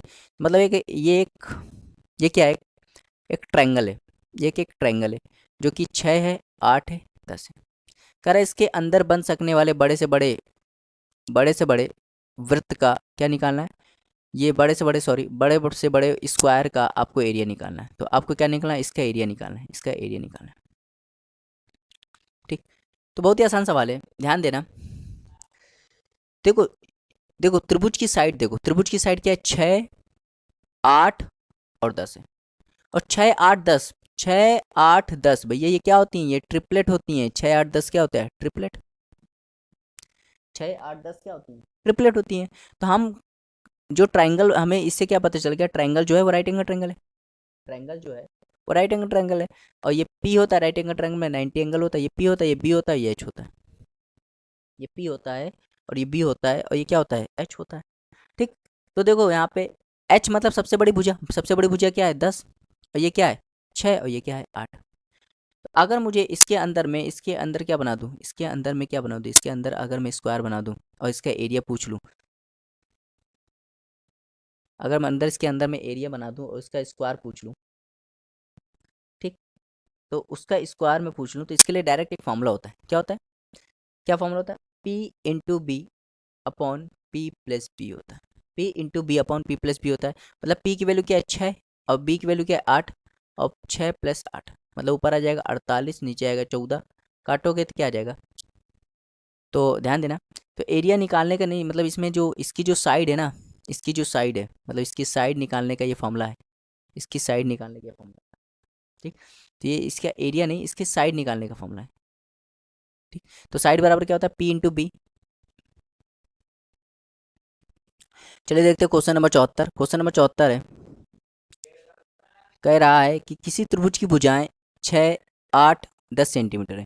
अब देखो 6, 8, 10 से क्या पता चला, 6, 8, 10 क्या है, 6, 8, 10 ये तो ट्रिपलेट है। तो मतलब ट्रायंगल जो बनेगा वो राइट एंगल ट्रायंगल बनेगा, समझ में आया। तो हम एक राइट एंगल ट्रायंगल बनाएंगे जिसकी साइड क्या है, 6, 8, 10 है। कह रहा उसके अंदर बन सकने वाले सबसे बड़े से बड़े वर्ग का क्षेत्रफल बताओ। मतलब इसके अंदर अगर मैं एक स्क्वायर बना दूं, एक वर्ग बना दूं, जैसे मैंने वर्ग बना दिया, तो अगर मैं इसका एरिया पूछूं तो इसका एरिया क्या होगा, ये आपको बताना है। तो ध्यान देना, ये चीज़ मैं यहाँ बताने जा रहा हूँ। जैसे एक राइट एंगल ट्रायंगल है, समझ में आया? ये राइट एंगल ट्रायंगल, ये फॉर्मूला बता रहा हूँ मैं, ठीक।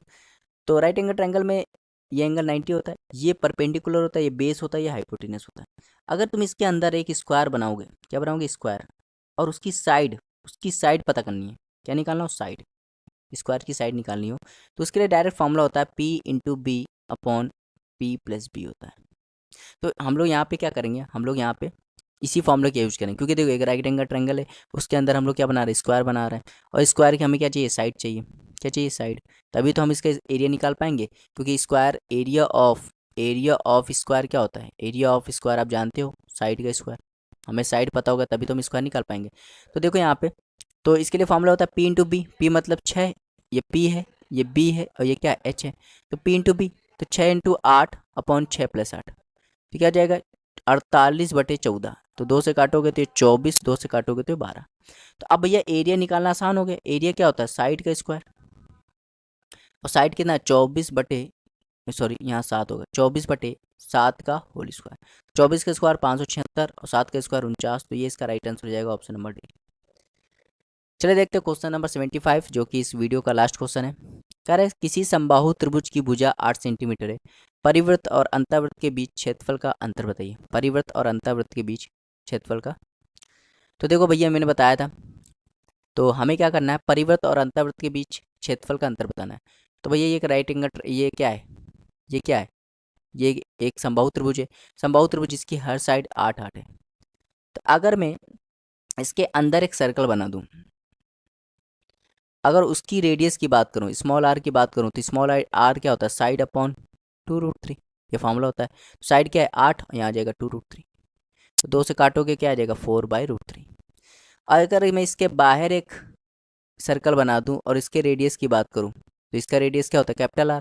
कैपिटल आर का बात करूं तो क्या होता है, साइड अपॉन √3 होता है, और साइड की वैल्यू क्या है, 8/√3। ठीक, तो अगर मुझे क्या करेगा है, परिवृत्त और अंतर्वृत्त के बीच क्षेत्रफल का अंतर बताना है, तो क्या निकालना है, तो मुझे एरिया निकालनी। तो एरिया देखो परिवृत्त और अंतर्वृत्त के बीच क्षेत्रफल का अंतर निकालना है। ठीक है, तो अगर मैं तो, मुझे क्या करना पड़ेगा, मुझे देखो अंतर निकालना है ना, तो मैं क्या करूँगा, पहले बड़े वाले सर्कल का एरिया निकालूंगा, एरिया ऑफ सर्कम सर्कल मतलब बड़े वाले सर्कल को सर्कम सर्कल कहते हैं, एंड माइनस कर देंगे एरिया ऑफ इन सर्कल, छोटे वाले सर्कल को इन सर्कल कहते हैं। तो अब एरिया ऑफ सर्कल का एरिया क्या होता है, पाई आर स्क्वायर, पाई, और बड़ा वाला है तो कैपिटल आर स्क्वायर, और छोटा वाला है तो पाई small R square.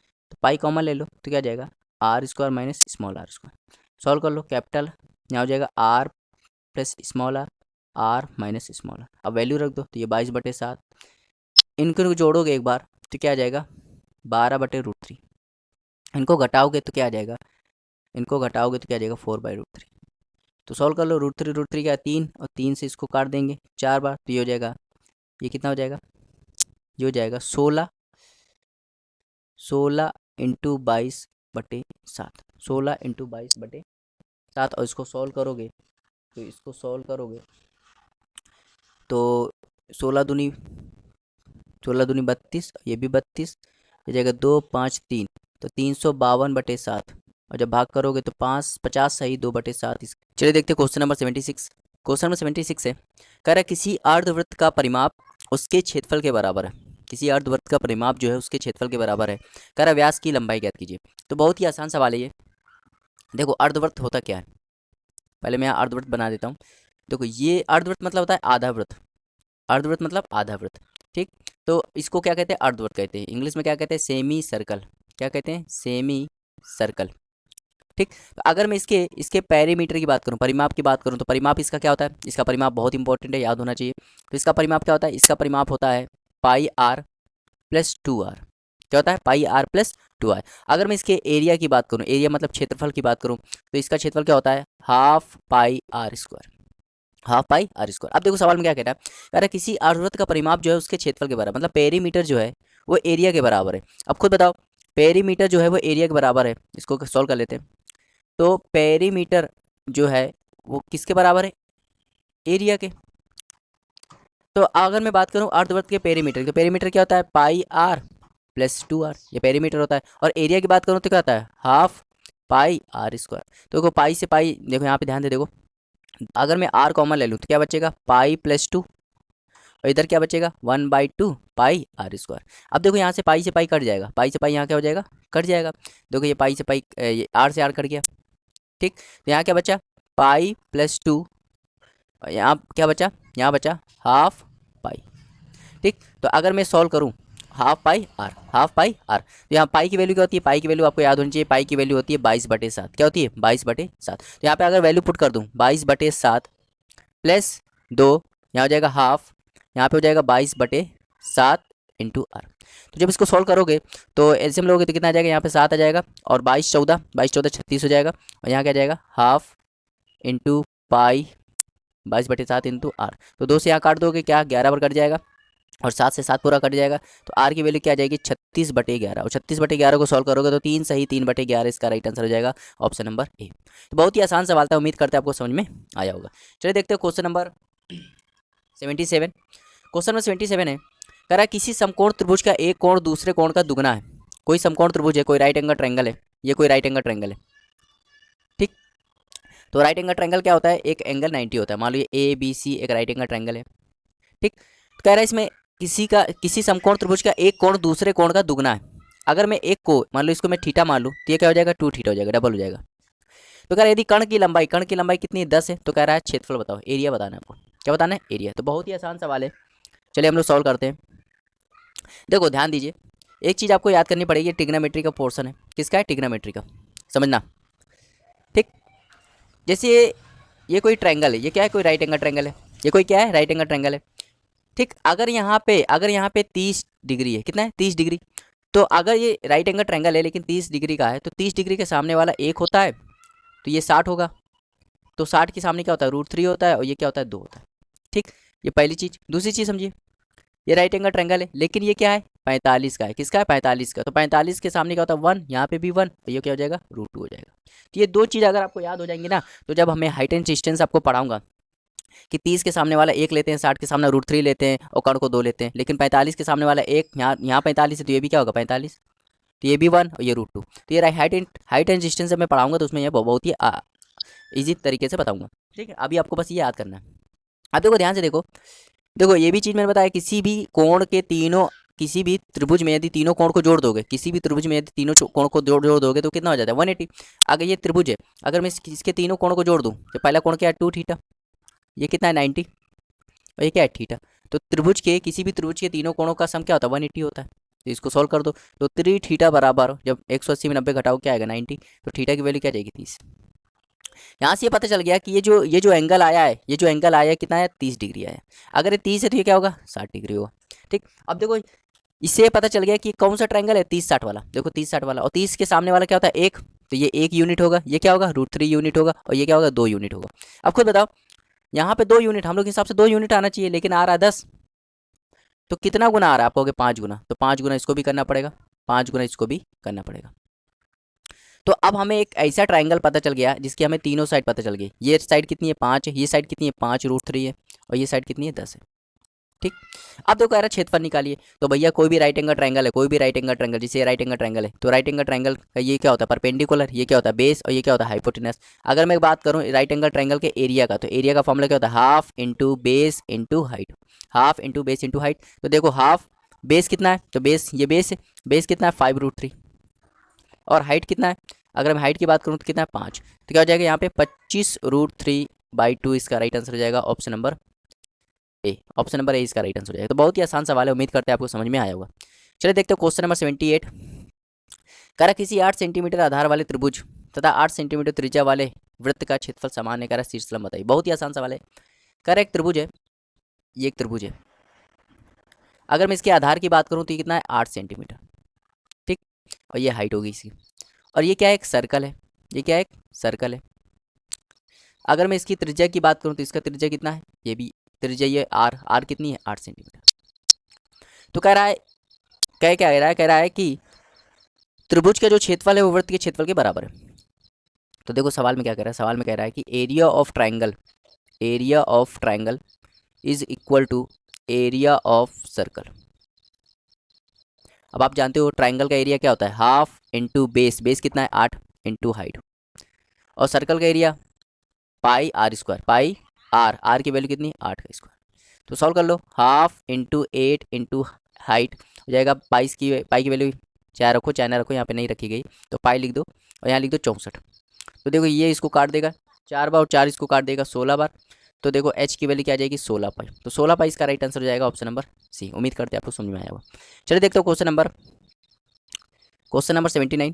Question number 79 कह रहा है 3 क्रमागत संख्याएं किसी समकोण त्रिभुज की भुजाएं। कह रहा 3 क्रमांकन संख्या है जो कि किसी समकोण त्रिभुज की भुजा, मतलब किसी राइट एंगल की साइड है, कह रहा उसका क्षेत्रफल बताइए। तो बहुत इंपॉर्टेंट सवाल है, इसका आंसर भी याद होना चाहिए। देखो एक ट्रायंगल ऐसा है जिसकी 3 साइड, ये ट्रायंगल राइट एंगल ट्रायंगल एक ऐसा ट्रायंगल है जिसकी 3 साइड आपको, जिसकी 3 साइड कैसी दी गई है क्रमांकन दी गई है। अब ये एक ही कंडीशन बन सकता है जब तीनों साइड क्या हो 3 4 5 हो। जब किसी राइट एंगल ट्रायंगल की साइड 3 4 5 होती है तो सिर्फ एक ही कंडीशन बन सकता है। ठीक है, तो देखो इसमें 3 4 5 ये ट्रिपलेट बनाता है और ये क्रमांगत होती है। ठीक है, तो एक ही कंडीशन बन सकता है। अगर आपसे कभी भी बोल दे तो इसके आंसर फिक्स है, इसका आंसर तो रटा हुआ है, इसका आंसर क्या होना चाहिए 6 होना चाहिए। ठीक है, कैसे आया, देखो इसमें ये ट्रिपलेट है, ये क्या है ट्रिपलेट है, और ट्रिपलेट में ये क्या है ट्रिपलेट जो कि क्रमांगत है, और सिर्फ एक ही ट्रिपलेट बनती है जो कि क्रमांगत है। ठीक है, राइट एंगल ट्रायंगल में एक ही ट्रिपलेट बनती है जो कि क्रमांगत है। इसमें जो सबसे बड़ी साइड होती है उसको कहते हैं कर्ण, हाइपोटीनस। क्या कहते हैं हाइपोटीनस, और हाइपोटीनस जानते हो क्या है 5, ये 3 हो जाएगा, ये क्या हो गया 4। अब मैंने बताया है एरिया निकालने का फॉर्मूला क्या होता है half base into height, base into height. तो खुद बताओ हाफ बेस कितना है कहोगे 4, हाइट कितना है 3, सॉल्व कर लो। तो 3 दूनी 6, तो 6 इसका राइट आंसर हो जाएगा, और मैं कहूँगा इसका आंसर आपको रटा होना चाहिए। ठीक है, कभी भी अगर ये सवाल आ जाए तो इसका डायरेक्ट आंसर रटा होना चाहिए, कितना 6 होगा। चलिए देखते हो क्वेश्चन नंबर 80। कह रहा समकोणीय समद्विबाहु त्रिभुज का कर्ण, समकोणीय समद्विबाहु त्रिभुज का कर्ण 16 √2 है, कह रहा क्षेत्रफल ज्ञात कीजिए। समकोणीय समद्विबाहु त्रिभुज, अब देखो समकोणीय समद्विबाहु त्रिभुज क्या होता है समझो। ये एक राइट एंगल ट्रायंगल है, लेकिन कैसा राइट एंगल ट्रायंगल है समकोणीय समद्विबाहु त्रिभुज है। और समद्विबाहु देखो समकोणीय मतलब एक एंगल 90 होगा, और समद्विबाहु का मतलब 2 साइड बराबर होंगी, 2 साइड बराबर होंगी। तो ये वाली साइड बराबर होंगी। तो ये अगर कभी भी आए कि समकोणीय समद्विबाहु त्रिभुज बनाइए तो आप ऐसे बना दोगे, और ये वाली साइड बराबर कर दो। अब देखो अगर मैं बात करूँ, अगर मैं इसको ए मान लूँ तो ये क्या हो जाएगा, ए भी ए होगा और ये क्या आ जाएगा A√2। जब आप पाइथागोरस लगाओगे तो ये क्या आ जाएगा, A√2 आ जाएगा। तो कर्ण की वैल्यू देखो कितनी आई है, A√2 आई है। कर्ण की वैल्यू A√2 आई है हम लोग के हिसाब से, जबकि दिया कितना है 16√2। तो यहाँ √2 कर जाएगा, ए की वैल्यू क्या आ जाएगी 16। A16 आगे कह रहा है क्षेत्रफल निकालिए। क्षेत्रफल निकालने का फॉर्मूला क्या होता है, एरिया निकालने का फॉर्मूला क्या होता है, एरिया निकालने का फॉर्मूला होता है half into base into height. तो हाफ बेस की वैल्यू देखो, बेस कितना है ए की वैल्यू कितनी है 16, और हाइट की वैल्यू कितनी है ए भी 16। तो भैया सॉल्व कर लो तो क्या आ जाएगा 16 अट्ठे 128। तो 128 इसका राइट आंसर हो जाएगा option number option number option number B इसका राइट आंसर हो जाएगा। उम्मीद करते हैं आपको समझ में आया हो। चलिए देखते हैं क्वेश्चन नंबर 81। तो ये सवाल ऐसे सवाल होते हैं जो कि आपको रटे होने चाहिए, ठीक है, इंपॉर्टेंट सवाल है और ये रटे होने चाहिए। कह रहा 1 सेंटीमीटर त्रिज्या वाले 3 वृत्त एक दूसरे को बाह्य रूप से स्पर्श करते हैं। तो देखो 3 सर्कल है, 3 सर्कल है जो कि एक दूसरे को क्या कर रहे हैं, बाहर से टच कर रहे हैं, ठीक, बाहर से टच कर रहे हैं। तो बाहर से टच करते हैं तो कह रहा है छायांकित भाग का क्षेत्रफल बताइए। मतलब इसका आपको क्या करना है, क्षेत्रफल निकालना है। और ये चीज़ मैंने बताई थी कि जब भी 3 सर्कल एक दूसरे को टच करते हैं तो यहाँ पे क्या होता है, एक गैप बन जाता है। तो इस गैप का एरिया ऑफ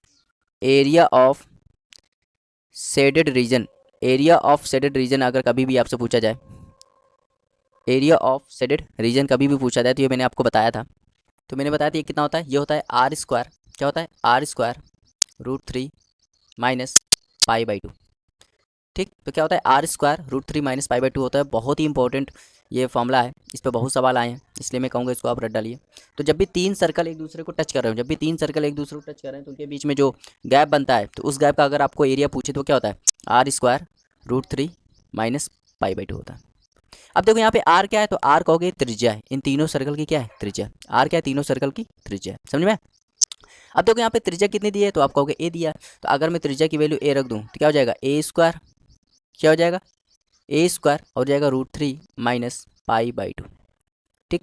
अब इसको सॉल्व कर लो तो क्या हो जाएगा A² और यहाँ एलसीएम लोगे तो 2√3 -π/2, ये इसका राइट आंसर हो जाएगा। ये किस ऑप्शन में है, तो ऑप्शन नंबर डी इसका राइट आंसर हो जाएगा। तो उम्मीद करते हैं आपको समझ में आया होगा, ठीक है। और ये बहुत ही इंपॉर्टेंट फॉर्मूला है, आप इसको याद कर सकते हैं। चलिए देखते हैं क्वेश्चन नंबर 82।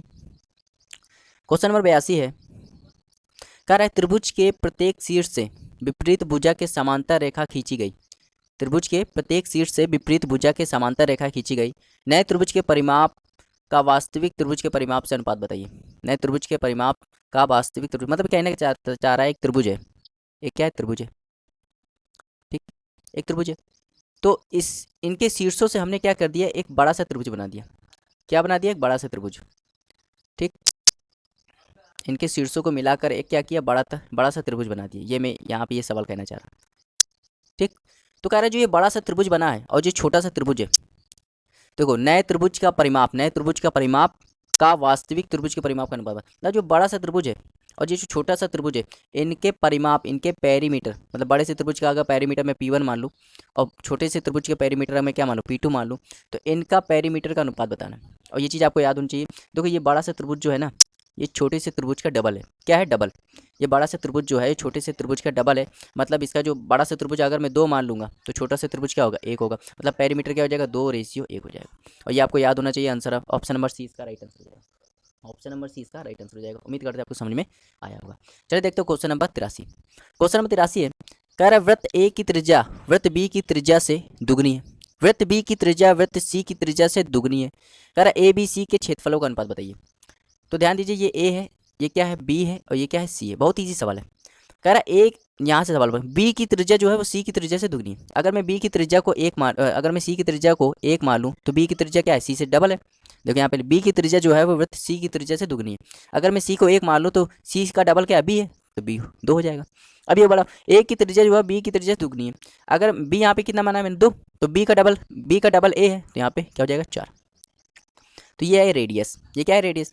हमें निकालना है क्षेत्रफलों का अनुपात। भाई ये रेडियस है आर, हमें क्षेत्रफल निकालना है। क्षेत्रफल देखो वृत्त के क्षेत्रफल का फॉर्मूला क्या होता है, πr²। यहाँ तो पाई तो कांस्टेंट होता है, किस पे डिपेंड कर रहा है, R² को। अगर मैं आर का R² कर दूँ, कर दूँ, मुझे क्षेत्रफल आ जाएगा। और 4 का स्क्वायर करूँगा तो क्या आ जाएगा 16, इसका करूँगा तो क्या आ जाएगा 4, इसका करूँगा तो क्या आ जाएगा 1। तो 16 4 1 इसका राइट आंसर हो जाएगा option number A. Option number A इसका राइट आंसर हो जाएगा। चलिए देखते हो क्वेश्चन नंबर 84। बहुत ही अच्छा सवाल है। कह रहा है ए बी सी में माध्यिकाएं सी डी और बी ई एक दूसरे को बिंदु ओ पर प्रतिष्ठित करती है। कह रहा है एक त्रिभुज है, ए बी सी, ठीक, एक त्रिभुज है ए बी सी, ये ए है, ये बी है और ये क्या है सी। कह रहा ए बी सी में माध्यिकाएं सी डी, मतलब सी से अगर मैं माध्यिका खींच दूँ, माध्यिका मतलब जो सामने वाली भुजा को दो बराबर साइड में विभाजित करती है, ये सी डी हो गई। और बी ई, बी से अगर मैं माध्यिका खींच दूँ बी ई, ये ई, तो कह रहा एक दूसरे को ओ पर प्रतिच्छेद करती हैं। तो कह रहा O D E, O D E, O D E मतलब ट्राइंगल ओ डी ई और O B C, O B C का अनुपात बताना है। मतलब ओ डी ई जो ये ट्राइंगल बना ओ डी ई और ओ बी सी, इसका अनुपात बताना है। तो समझ में आया, बहुत ही आसान सवाल है। इसका ट्राइंगल का ये ट्राइंगल और ये वाला ट्राइंगल, इसका आपको क्या बताना है, अनुपात बताना है। तो बहुत ही आसान सवाल है, देखिए समझिए। इसमें देखो क्या कौन सी थ्योरम लग रही है।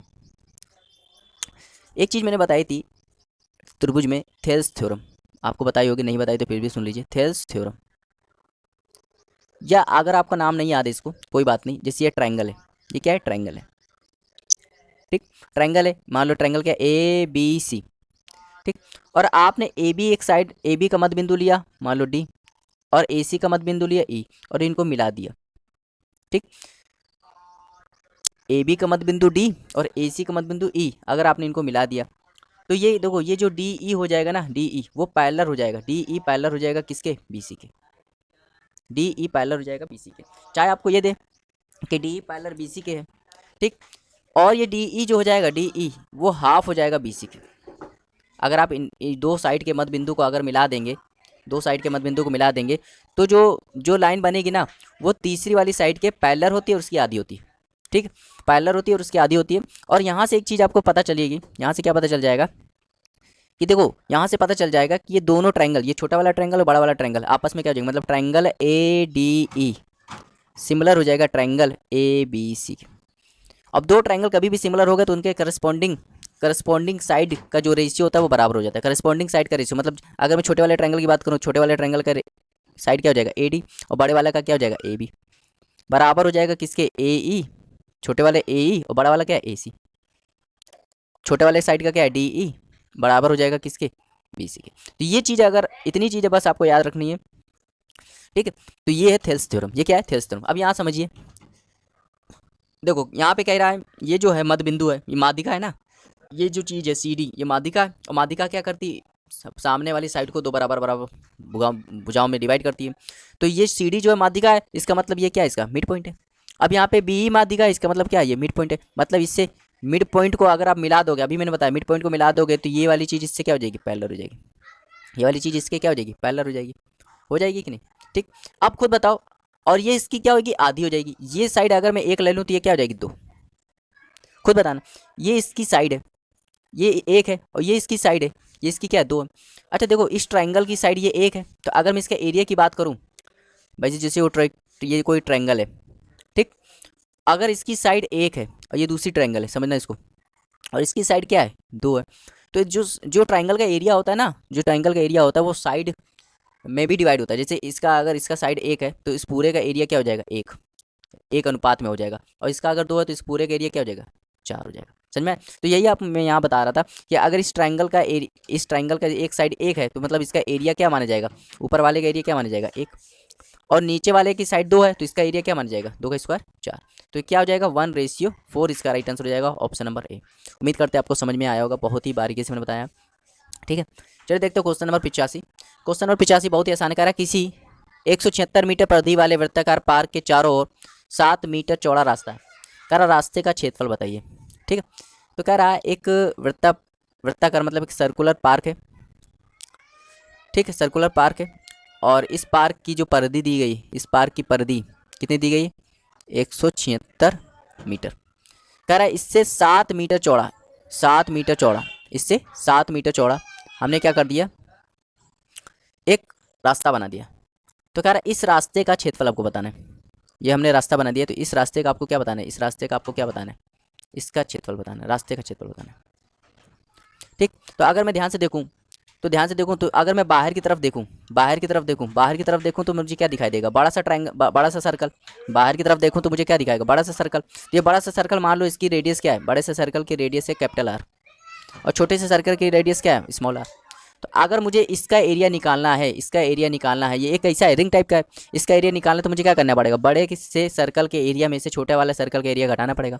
अगर मुझे इस रास्ते का एरिया निकालना है तो इसका फॉर्मूला क्या हो जाएगा, एरिया ऑफ शेडेड रीजन। अगर मुझे शेडेड रीजन का एरिया निकालना है तो मुझे क्या करना पड़ेगा, बड़े से एरिया, बड़े से सर्कल का एरिया क्या होगा, बड़े से सर्कल का एरिया क्या हो जाएगा, पाई कैपिटल आर स्क्वायर में घटाना पड़ेगा छोटे के सर्कल का area, pi small R square. ठीक, तो यहाँ अगर मैं पाई कॉमन ले लूँ तो क्या आ जाएगा, R square minus small R square. तो यहाँ पे और सॉल्व करूँगा तो पाई क्या हो जाएगा, R plus small R minus small R. अब मुझे बस ये पता चल जाए कि आर क्या है, क्या पता चल जाए, आर। अब देखो यहाँ पे देखो पर्दी, कोई भी देखो छोटे अंदर वाले ध्यान देना, अंदर वाले सर्कल की पर्दी कितनी दी है, 176। और पर्दी का फॉर्मूला क्या होता है, कोई भी सर्कल है अगर मैं उसकी पर्दी की बात करूँ तो पर्दी कितना होता है, 2 पाई आर। क्या होता है 2 पाई, और 2 पाई आर की वैल्यू कितनी है, 176। तो 2 पाई की वैल्यू क्या है, 22/7 इंटू आर, ये हो जाएगा 176। तो 2 से काटोगे कितना आ जाएगा 88, 22 से काट दो कितना आ जाएगा 4, आर की वैल्यू क्या आ जाएगी 28। तो आर 28 आ गया, मतलब ये वैल्यू क्या आ गई 28। अब देखो ये बताया गया 7 मीटर चौड़ा रास्ता है, ये रास्ता जो है कितना 7 मीटर चौड़ा है, तो पूरा कितना हो जाए भाई, ये 28 है और ये 7 है, तो पूरा कितना हो जाएगा 35। तो कैपिटल आर की वैल्यू क्या आ जाएगी 35 और स्मॉल आर की वैल्यू क्या आ जाएगी 28। अब सॉल्व कर लो तो देखो पाई की वैल्यू कितनी है 22/7, 35 में जब 28 जोड़ोगे तो क्या आ जाएगा 63, और 35 में 28 घटा दो कितना आ जाएगा 7, 7 से 7 कट गया। तो यहाँ पे 63 का गुणा 22 में कर दो तो क्या आ जाएगा 126 इंटू 126, तो ये 6831, तो 1386 इसका राइट आंसर हो जाएगा, option number A. Option number A इसका राइट आंसर हो जाएगा। उम्मीद करते हैं आपको समझ में आया होगा। चलिए देखते हैं क्वेश्चन नंबर 86। क्वेश्चन नंबर 86 बहुत ही आसान सवाल है। अगर एक तार को जब एक वर्ग के रूप में मोड़ा जाता है, जब एक तार को एक वर्ग के रूप में मोड़ा जाता है तो उसके द्वारा घिरा क्षेत्रफल 484 वर्ग सेंटीमीटर है। तार द्वारा घिरा क्षेत्रफल क्या होगा यदि इसी तार को एक वर्ग के रूप में मोड़ा जाए। बहुत ही आसान सवाल है। कह रहा एक तार है, इससे हमने क्या बना दिया, एक स्क्वायर बना दिया, स्क्वायर बना दिया, स्क्वायर बना दिया, तो इसका एरिया कितना आया, इसका एरिया आ गया 484। अब देखो स्क्वायर का, देखो ये जैसे स्क्वायर है, ये क्या है स्क्वायर, स्क्वायर का साइड क्या होता है ए, अगर ये ए है तो ये भी क्या होगा ए, स्क्वायर की सभी साइड बराबर होती है। अगर मैं स्क्वायर के एरिया की बात करूँ तो क्या होता है ए स्क्वायर, जो कि कितना दिया 484। तो अगर मैं यहाँ से ए निकालूँ तो √484 होगा, और 484 किसका स्क्वायर होता है तो कहोगे 22 का, मतलब ए कितना आ गया यहाँ से, ए 22 आ गया। ठीक, तो ये इसकी एक साइड कितनी आ गई 22, अगर ये 22 है तो ये भी 22 होगी, ये भी 22 होगी क्योंकि सभी साइड बराबर, ये भी 22 होगी। तो अगर मैं इसके पूरे पूरे ये भाई ये पूरा पेरीमीटर, पूरे पेरीमीटर की बात करूँ, किसकी बात करूँ पेरीमीटर, तो कितना जाएगा 22 कितना हो जाएगा 88 हो जाएगा। और ये पूरा जो पेरीमीटर इसका जो है वो क्या है, तारी तो है, ये पूरा पेरीमीटर इसका क्या है, तारी तो है, मतलब पूरा इसका पूरे पेरीमीटर कितना है 88, जो कि तार से बना है। और इससे क्या पता चल गया कि तार की लंबाई कितनी आ गई 88 सेंटीमीटर।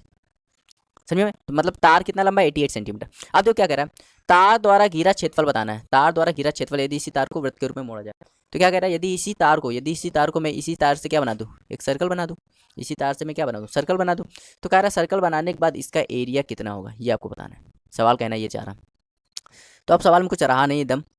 देखो ये किसका बना है, इसकी जो पूरी पर्दी है ना, वृत्त की पर्दी किसकी बनी है, तार से बनी है। और तो वृत्त की पर्दी का फॉर्मूला क्या होता है, पर्दी का फॉर्मूला होता है 2 पाई आर, जो कि कितनी लंबाई है 88।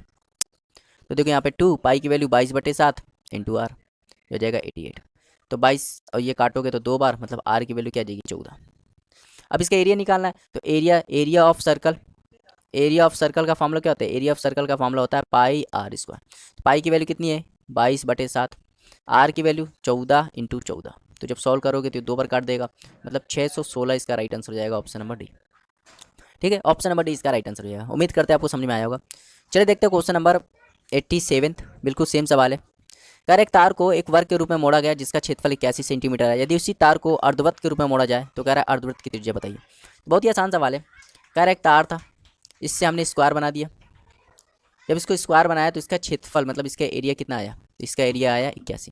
तो स्क्वायर का एरिया क्या होता है ए स्क्वायर की वैल्यू 81 है, तो ए की वैल्यू क्या आ जाएगी √81 मतलब 9, मतलब ये भी 9, ये भी 9, ये भी 9 और ये भी 9। अगर मैं पूरे परिमाप की बात करूँ, पूरे पेरीमीटर की बात करूँ कितना हो जाएगा 36। और ये पूरा पेरीमीटर इसका कितना बना, ये पूरा स्क्वायर जो है इसका पेरीमीटर जो है तार से बना, मतलब तार की लंबाई कितनी आ गई 36 सेंटीमीटर। अब देखो कर इसी तार को यदि अर्धवृत्त बना, इसी तार को अब क्या बना दे अर्धवृत्त बना दे, तो कह रहा है अर्धवृत्त की त्रिज्या बताइए। तो कह रहा है अर्धवृत्त की त्रिज्या बताइए, यदि इसी तार को हम अर्धवृत्त के रूप में मोड़ दे तो कह रहा है अर्धवृत्त की त्रिज्या बताइए। अच्छा ये इसका मैंने ये अर्धवृत्त है, सेमी सर्कल है, सेमी सर्कल की मैंने परिमाप बताया था, पेरीमीटर बताया था, पेरीमीटर क्या होता है तो कहोगे पाई आर प्लस 2 आर, और इसका पेरीमीटर किसके बराबर है तो कहोगे 36 के बराबर। तो देखो यहाँ पे अगर मैं यहाँ सॉल्व कर दूँ, तो अगर मैं आर कॉमन ले लूँ तो क्या बचेगा अंदर, अंदर बचेगा पाई प्लस 2 और यहाँ बचेगा 36। सॉल्व कर लो तो आर, यहाँ पे पाई की वैल्यू क्या होती है 22/7 इंटू 2, यहाँ हो जाएगा 36। तो आर की वैल्यू क्या आ जाएगी, ये हो जाएगा 36/7 और ये जाएगा 36। तो 36 से 36 कट गया, आर की वैल्यू क्या आ गई 7, तो 7 इसका राइट आंसर हो जाएगा ऑप्शन नंबर डी। उम्मीद करते हैं आपको समझ में आया होगा। चलिए देखते हैं क्वेश्चन नंबर 88। ये भी इंपॉर्टेंट सवाल है, इसका भी आंसर आपको रटा होना चाहिए। कह रहा किसी वर्ग के कोने पर बने 4 सेंटीमीटर वाले 4 वृत्त एक दूसरे को बाय स्पर्श करते हैं। समझिए सवाल क्या कह रहा है। कह रहा है 4 सर्कल है, 4 सर्कल है, जैसे ये पहला सर्कल, ये दूसरा सर्कल, और ये तीसरा सर्कल, और ये चौथा सर्कल। तो कह रहा है 4 सर्कल है जो कि एक दूसरे को बाहर से टच करते हैं, ठीक, बाहर से टच करते हैं। तो कह रहा है इनके द्वारा जो घेरा जाता है एरिया, इनके बीच में जो गैप आता है, रिक्त स्थान आता है, तो कह रहा है उसका एरिया बताओ। तो ये भी आपको याद होना चाहिए। तो हमें क्या निकालना है, area of shaded region, area of shaded region बताना है, ठीक है। तो क्या होता है, ये फॉर्मूला होता है आर स्क्वायर 4 माइनस पाई। क्या होता है, आर स्क्वायर 4 माइनस पाई, बहुत इंपॉर्टेंट फॉर्मूला है। अब देखो यहाँ पे आर क्या है, तो आर यहाँ पे त्रिज्या है, और त्रिज्या की वैल्यू कितनी है 4 सेंटीमीटर, मतलब आर की वैल्यू कितनी है 4 सेंटीमीटर। अगर यहाँ पुट कर दूँ तो 4 का स्क्वायर 16, यहाँ 4 माइनस पाई हो जाएगा। तो 16 4 माइनस पाई, ऑप्शन नंबर 20 का राइट आंसर हो जाएगा। तो बहुत ही आसान सवाल था, सिर्फ फॉर्मूले पे रखना था, कुछ नहीं था। चलिए देखते हो क्वेश्चन नंबर 89, बिल्कुल सेम सवाल है। कह रहा किसी तार को 89 देखते हैं। कह रहा किसी तार को समबाहु त्रिभुज के रूप में मोड़ा गया। किसी तार को समबाहु, एक तार था, इससे क्या बना दिया, समबाहु त्रिभुज बना दिया गया, ठीक, मोड़ा गया, जिसके द्वारा घिरा क्षेत्रफल 121√3 सेंटीमीटर है। तो समबाहु त्रिभुज बना गया। समबाहु त्रिभुज में क्या होता है, तीनों भुजाएं बराबर होती हैं, ठीक, और प्रत्येक एंगल कितना होता है 60 डिग्री। तो मैंने बताया ये समबाहु त्रिभुज है। समबाहु त्रिभुज के अगर मैं एरिया की बात करूँ तो एरिया का फॉर्मूला क्या होता है, एरिया का फॉर्मूला होता है √3/4 ए स्क्वायर, जो कि कितना दिया है 121√3 दिया है। तो √3 कैंसिल, ए स्क्वायर क्या हो जाएगा 121 गुणे 4। अगर मैं ए की बात करूँ तो क्या हो जाएगा √121 गुणे 4। तो 121 से क्या बार आएगा 11, और 4 से 2 तो क्या हो जाएगा 22। मतलब इससे ए की वैल्यू कितनी आएगी 22 आ गई। मतलब ये भी 22, ये भी 22 और ये भी 22। अगर मैं पूरे पेरीमीटर की बात करूँ, पूरे पेरीमीटर की बात की तो 3a होता है, और 3 ए की वैल्यू कितनी है 22, तो क्या हो जाएगा 66। या आप ऐसे भी निकाल सकते हो 22 44 22 66। तो मतलब ये पूरा तार क्या आ गया 66 सेंटीमीटर लंबा गया। कह रहे यदि इस तार को वृत्त के रूप में मोड़ा जाए, इसी तार से हम लोग क्या बना दे, वृत्त बना दे, तो क्या वृत्त का क्षेत्रफल निकालो। तो भैया ये जो वृत्त बनाया गया इस तार से बनाया गया, तो अब आपको पता है कि वृत्त का परिमाप का फॉर्मूला क्या होता है, वृत्त की परिधि का फॉर्मूला क्या होता है, वृत्त की परिधि का फॉर्मूला होता है 2πr। ये वृत्त की परिधि है, और जो कि क्या है तार की लंबाई है, तो तार कितना है 66।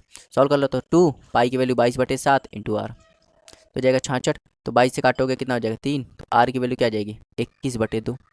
अब एरिया निकालना है, तो area of circle, area of circle, area of circle क्या होता है पाई आर स्क्वायर। तो पाई की वैल्यू कितनी है 22/7, आर की वैल्यू क्या है 21/2, 21/2। तो यहाँ से 2 से काट दो, ये 11 बार, 7 से काट दो 3 बार, यहाँ जाएगा 33 गुणे 21/2। तो जब इसको सॉल्व करोगे तो 346.5 इसका राइट आंसर हो जाएगा, ऑप्शन नंबर सी। बहुत ही आसान सवाल था, उम्मीद करते हैं आपको समझ में आया होगा। चलिए देखते हो क्वेश्चन नंबर 91। क्वेश्चन नंबर 91 है, कह रहा किसी त्रिभुज नुमा क्षेत्र की भुजाएं 26 मीटर 28 मीटर 30 मीटर, मतलब एक त्रिभुज है। कह रहा है एक त्रिभुज है जिसकी भुजाएं कितनी है, एक है 26 मीटर, एक है 28 मीटर और एक है 30 मीटर। कह रहा प्रत्येक शीर्ष पर 7 मीटर लंबी रस्सी द्वारा गायों को बांधा गया। मतलब त्रिभुज के प्रत्येक शीर्ष पर हमने क्या बांध दिया, गाय बांध दिया। त्रिभुज के प्रत्येक शीर्ष पर हमने क्या बांध दिया, मतलब ये पहला शीर्ष है ए, ये दूसरा शीर्ष बी और ये तीसरा शीर्ष है, यहाँ पे हमने क्या बांध दिया, गाय बांध दिया 7 मीटर की लंबाई पे। तो अगर बांध देंगे तो कह रहा है गायों द्वारा बिना चरा हुआ भाग का क्षेत्रफल निकालिए। बहुत ही आसान है। अगर मैं यहाँ पे 7 मीटर लंबी रस्सी से गाय बांधूँ तो देखो ये ऐसे चलेगा, गाय कितना चढ़ सकती है, इतना चढ़ सकती है। इसमें देखो अगर मैं बांध दूँ तो ये कितना चढ़ सकती है, तो आप कहोगे ये भी इतना चढ़ देगी यहाँ पे। अगर इधर बांध दूँ तो ये भी क्या हो जाएगा, इतना चढ़ देगी। तो देखिए ये इससे क्या पता चला, ये कौन सा सवाल है, ये कौन सा सवाल है, ये बहुत ही अच्छा सवाल है। तो आपको कह रहा है कि आपको उस भाग का क्षेत्रफल निकालना है। कह रहा गायों द्वारा बिना चरा हुआ भाग का क्षेत्रफल निकालना है। मतलब जो गाय इतना चढ़ सकती है, इतना चढ़ सकती है, इतना चढ़ सकती है, तो ये जो भाग है, ये जो भाग है ये गाय नहीं चढ़ सकती, तो इसका क्षेत्रफल बताना है।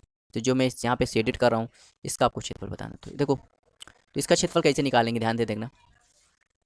तो ये देखो, एरिया ऑफ शेडेड रीजन अगर मुझे निकालना हो, एरिया ऑफ शेडेड रीजन, तो कैसे निकलेगा। मैं क्या करूँगा, पूरे ट्रायंगल के एरिया में से पूरे ट्रायंगल का एरिया निकालूंगा। उस पूरे ट्रायंगल के एरिया में मैं क्या करूँगा, ये जो सर्कल द्वारा, ये जो सर्कल का जो एरिया बन रहा है ना सेक्टर का, उसको घटा दूंगा। मतलब एरिया ऑफ ट्रायंगल में क्या कर दूंगा, एरिया ऑफ सेक्टर घटा दूंगा। तो मुझे क्या आ जाएगा, मेरा क्या आ जाएगा, ये आ जाएगा एरिया ऑफ शेडेड रीजन। अब देखो यहाँ पे दो एरिया निकालने, कितने एरिया निकालने, दो एरिया। तो मैं यहाँ दो एरिया निकाल के दिखा देता हूँ, ठीक, समझना। अगर मैं ट्रायंगल का एरिया निकालूँ, तो देखो ट्रायंगल का एरिया निकालना, समझना। ट्रायंगल का एरिया देखो, एक साइड ट्रायंगल की 26 है, एक साइड क्या है 28 है, और एक साइड क्या है 30 है, ठीक। तो अगर मुझे इसका एरिया निकालना है तो मैं किससे निकालूंगा, इसकी देखो ये एक ऐसा ट्रायंगल जिसकी तीनों भुजाएं दी गई हैं, तो इसका एरिया मैं किससे निकालूंगा, हीरोस फार्मूला से। किससे निकालूंगा, हीरोस फार्मूला। तो हीरोस फार्मूला से जब भी हम लोग एरिया निकालते हैं, सबसे पहले मैं निकालूंगा एस। क्या निकालूंगा, एस। एस क्या होता है, ए प्लस बी प्लस सी अपॉन 2 होता है। तो मतलब ये अगर ये ए है, ये क्या मान लो, इसको बी मान लो साइड, और ये क्या मान लो, सी मान लो। तो ए कैसे निकालूंगा, ए प्लस बी प्लस सी अपॉन 2 से क्या निकलता है, एस निकलता है। एस मतलब सेमी पेरीमीटर। अब यहाँ पे निकाल लो, तो 26 प्लस 28 प्लस 30/2 कर दो, तो कितना आ जाएगा ये, तो ये आ जाएगा ये कितना आ जाएगा 84, और 84 में जब 2 का भाग करोगे कितना आ जाएगा 42। मतलब एस की वैल्यू कितनी आ गई, 42 आ गई। एस की वैल्यू कितनी आ गई, 42 आ गई, ठीक। अब एस 42 आ गई, तो मैं क्या निकालूंगा, एरिया ऑफ ट्राइंगल। कौन सा फार्मूला लगाऊंगा, हीरोस फार्मूला। हीरोस फार्मूला क्या होता है, हीरोस फार्मूला होता है S minus A, S minus B, S minus C. अब ध्यान देना, एस की वैल्यू कितनी है, तो कहोगे 42। एस माइनस ए, 42 में से यदि 26 घटाऊँ, 42 में से 26 घटाऊँ कितना आएगा 16। एस माइनस बी, 42 में से 28 घटाऊँ कितना आएगा 14। एस माइनस सी, 42 में से 30 घटाऊँ कितना आएगा 12, ठीक। अब देखो ध्यान से देखना, अब ध्यान देना, 16 से क्या बाहर आ जाएगा, आप कहोगे 4।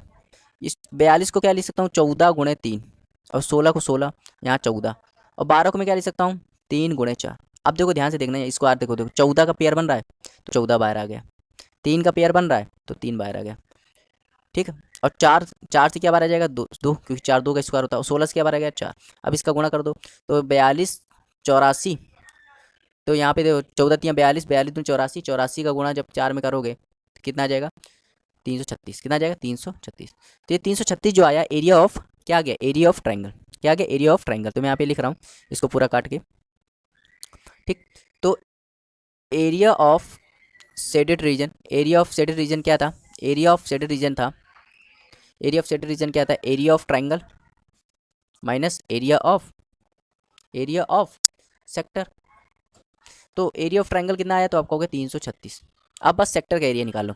तो देखो सेक्टर का एरिया कैसे निकालेंगे, देखो ध्यान देना, ऐसे ऐसे ऐसे फिगर ऐसे बन रहा था, ये फिगर बन रहा था, ये फिगर बन रहा था, ठीक। अब देखो ध्यान दो, ये कौन सा ट्रायंगल है, तो आप कहोगे समबाहु त्रिभुज। ये जैसे ये कोई सर्कल है, ये सर्कल है, तो रेडियस के द्वारा जो जगह घेरी जाती है, रेडियस के जो जगह घेरी जाती है उसी को तो कहते हैं सेक्टर। क्या कहते हैं, सेक्टर। और एरिया ऑफ सेक्टर, क्या होता है, एरिया ऑफ सेक्टर क्या होता है, कैसे निकालते हैं, पहले पूरे सर्कल का एरिया निकाल लो। पूरे सर्कल का एरिया होता है πr², ठीक। और फिर 360 से भाग कर दो, फिर कितना एंगल है वो लिख दो, तो ये होता है एरिया ऑफ सेक्टर।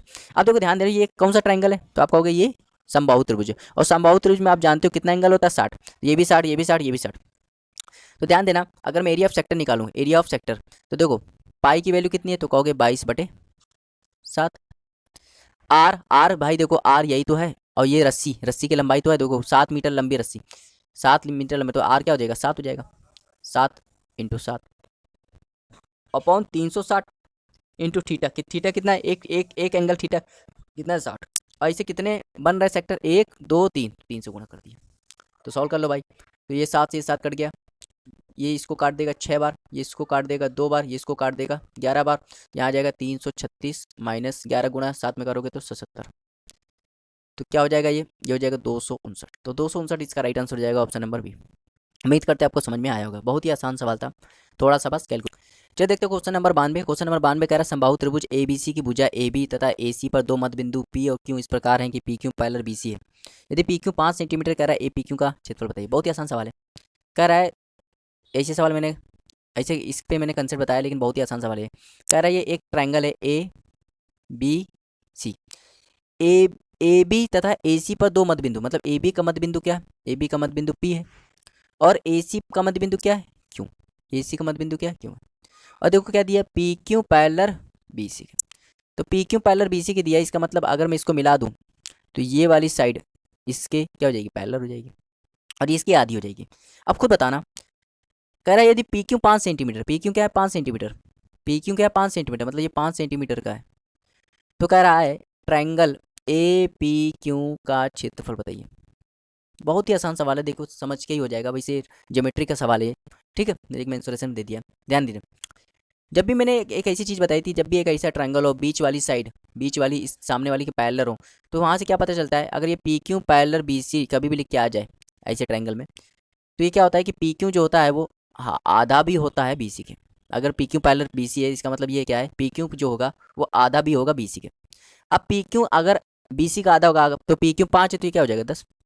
आप खुद बताओ, एक समबाहु त्रिभुज है तो ये 10 है, तो ये भी क्या होगा? 10। ये भी क्या होगा? 10। मतलब ये वाली साइड 10, ये वाली साइड, और ये मध्य बिंदु है तो ये भी क्या होगा? 5। ये भी क्या होगा? 5। अब ये मध्य बिंदु है तो ये भी क्या होगा? 5। ये 5 होगा। अब इसका एरिया निकालना, ध्यान देना, इस छोटे वाले ट्रायंगल का एरिया निकालना, जिसकी ये वाली साइड 5 सेंटीमीटर, ये वाली साइड 5 सेंटीमीटर, ये वाली साइड 5 सेंटीमीटर। अब निकालने लोगे कैसे? नहीं, क्योंकि देखो ये कौन सा ट्रायंगल है भाई, जिसकी सभी भुजाएं बराबर है, मतलब ये कौन सा ट्रायंगल बन गया? ये बन गया समबाहु त्रिभुज।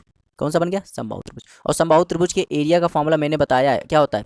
√3/4 साइड का स्क्वायर। ठीक, अब यहाँ देखो √3/4 साइड कितना है? 5, 5 का स्क्वायर 25, तो क्या हो जाएगा? 25 √3/4। इसका राइट आंसर हो जाएगा ऑप्शन नंबर सी। तो बहुत ही आसान सवाल था, उम्मीद करता है आपको समझ में आया होगा। चलिए देखते हो क्वेश्चन नंबर 93। कह रहा है ABC में O केंद्रक, ABC में O केंद्रक ADBECF माध्यिकाएं, O केंद्रक और ADBECF माध्यिकाएं। यदि AOE 15 सेंटीमीटर है, कह रहा है चतुर्भुज BDOF का क्षेत्रफल बताइए। तो बहुत ही आसान सवाल है। यहाँ पे मैं कंसेप्ट भी बताना चाहूँगा, माध्यिका पे आधारित कंसेप्ट है ये। तो ये भी सवाल मेंसुरेशन का नहीं लगता है, लेकिन ज्योमेट्री का है, लेकिन यहाँ पे दे दिया। देखो ये एक ट्रायंगल है, ठीक, समझना है यहाँ पे, ये ट्रायंगल है। इस ट्रायंगल का नाम है ABC। ठीक, अगर हम इसकी मीडियन को मिला दें, मतलब इसकी माध्यिकाएँ खींच दें, तीनों शीर्षों से यदि मैं माध्यिकाएँ खींच दूँ, जैसे यहाँ से ये मैंने खींच दिया CD, यहाँ से खींच दिया BE, यहाँ से मतलब CF है ये, और यहाँ से AD। तो तीनों माध्यिकाएँ जहाँ मिलती हैं, तीनों माध्यिकाएँ जहाँ मिलती हैं उसको क्या कहते हैं? केंद्रक कहते हैं। क्या कहते हैं? केंद्रक। इंग्लिश में कहते हैं सेंट्रॉइड। क्या कहते हैं? सेंट्रॉइड। तो भैया देखो, जहाँ तीनों अगर कोई पूछे कि केंद्रक किसे कहते हैं, तो जहाँ तीनों माध्यिकाएं मिलती हैं उसी को क्या कहते हैं? केंद्र कहते हैं, सेंट्रॉइड कहते हैं। ठीक है, अब ध्यान देना, देखो सेंट्रॉइड में क्या होता है, इस चीज़ को समझना। केंद्रक में क्या होता है?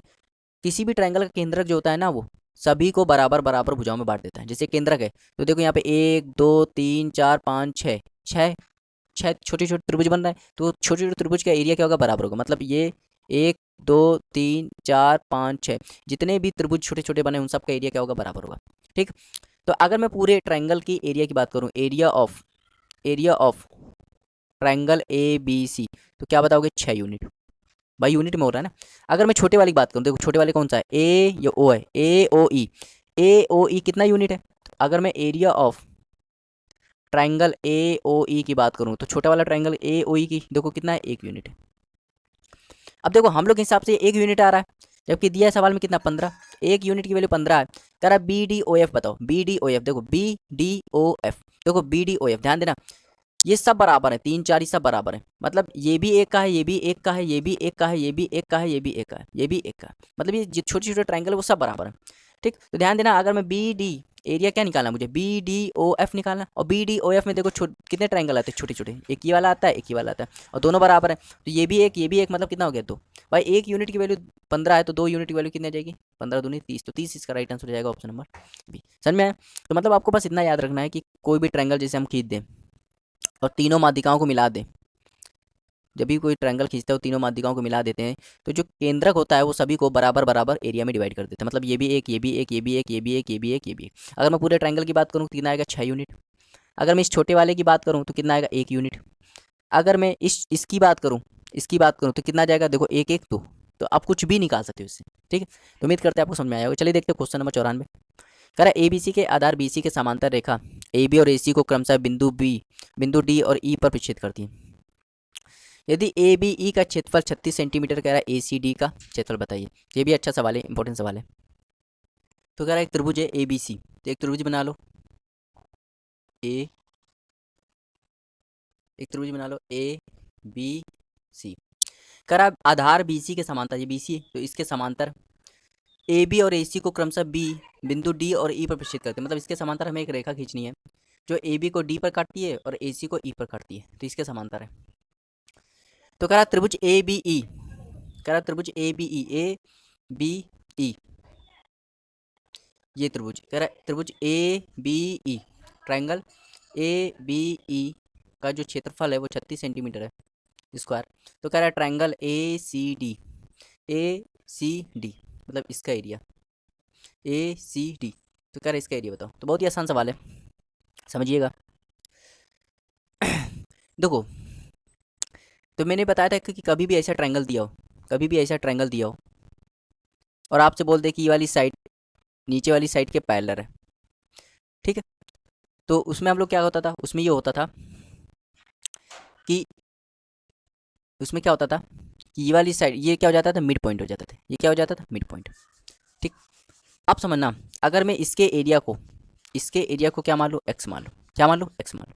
ठीक, इसके एरिया को एक्स मान लूँ और इसमें ये वाला एरिया जोड़ दूँ, ये वाला एरिया, इसको मैं इस वाले एरिया को जोड़ दूँ। ठीक, तो ये वाला एरिया को मैं जोड़ दूँ। ठीक, तो समझना, अगर मैं पूरा एरिया निकाल लूँ, ये वाला पूरा एरिया, तो एक्स प्लस क्या हो जाएगा, ये पूरा वाला एरिया क्या हो जाएगा, ये छोटा वाला ट्रायंगल और ये वाला ट्रायंगल, तो एक्स प्लस इस वाले एरिया का क्या नाम है, ट्रायंगल BDE। ठीक, अगर मैं ध्यान देना, इस वाले एरिया में ये वाला ट्रायंगल जोड़ दूँ तो ये पूरा ट्रायंगल यही तो हो जाएगा। ये पूरा ट्रायंगल क्या हो जाएगा, पूरा ट्रायंगल किससे बना, ये छोटे वाले ट्रायंगल और ये वाले ट्रायंगल से मिलकर बना। तो इसको देखो, ये एक्स प्लस क्या हो जाएगा, एक्स प्लस ट्रायंगल CDE। ठीक, अब ध्यान देना, देखिए कंसेप्ट होता है, क्या कंसेप्ट होता है, अगर दो पैरेलल लाइन है, कैसी लाइन है, दो पैरेलल लाइन। ठीक, तो दो पैरेलल लाइन के बीच में अगर बेस सेम रखें, क्या रखें, बेस सेम रखें और कितने भी ट्रायंगल बना दें, जैसे मैंने एक ये ट्रायंगल बनाया और इसी बेस को मानकर एक ट्रायंगल ये बना दिया, तो दो पैरेलल लाइन के बीच में बेस सेम है और उसके अंदर जितने भी ट्रायंगल होते हैं वो सब बराबर होते हैं। मतलब दो पैरेलल लाइन है और उनके बीच में, दो पैरेलल लाइन के बीच में यदि हम बेस सेम रखें तो जितने भी ट्रायंगल बनाएंगे, इसमें जितने भी ट्रायंगल बनाएंगे वो सब क्या हो जाएंगे, बराबर हो जाएंगे, बेस सेम होना चाहिए बस। अब देखो यहाँ पे ये कंसेप्ट क्यों यूज हो रहा है, देखो ये पैरेलल लाइन है कि नहीं है, ये वाली लाइन और ये वाली लाइन कैसी है, तो आप कहोगे पैरेलल लाइन है।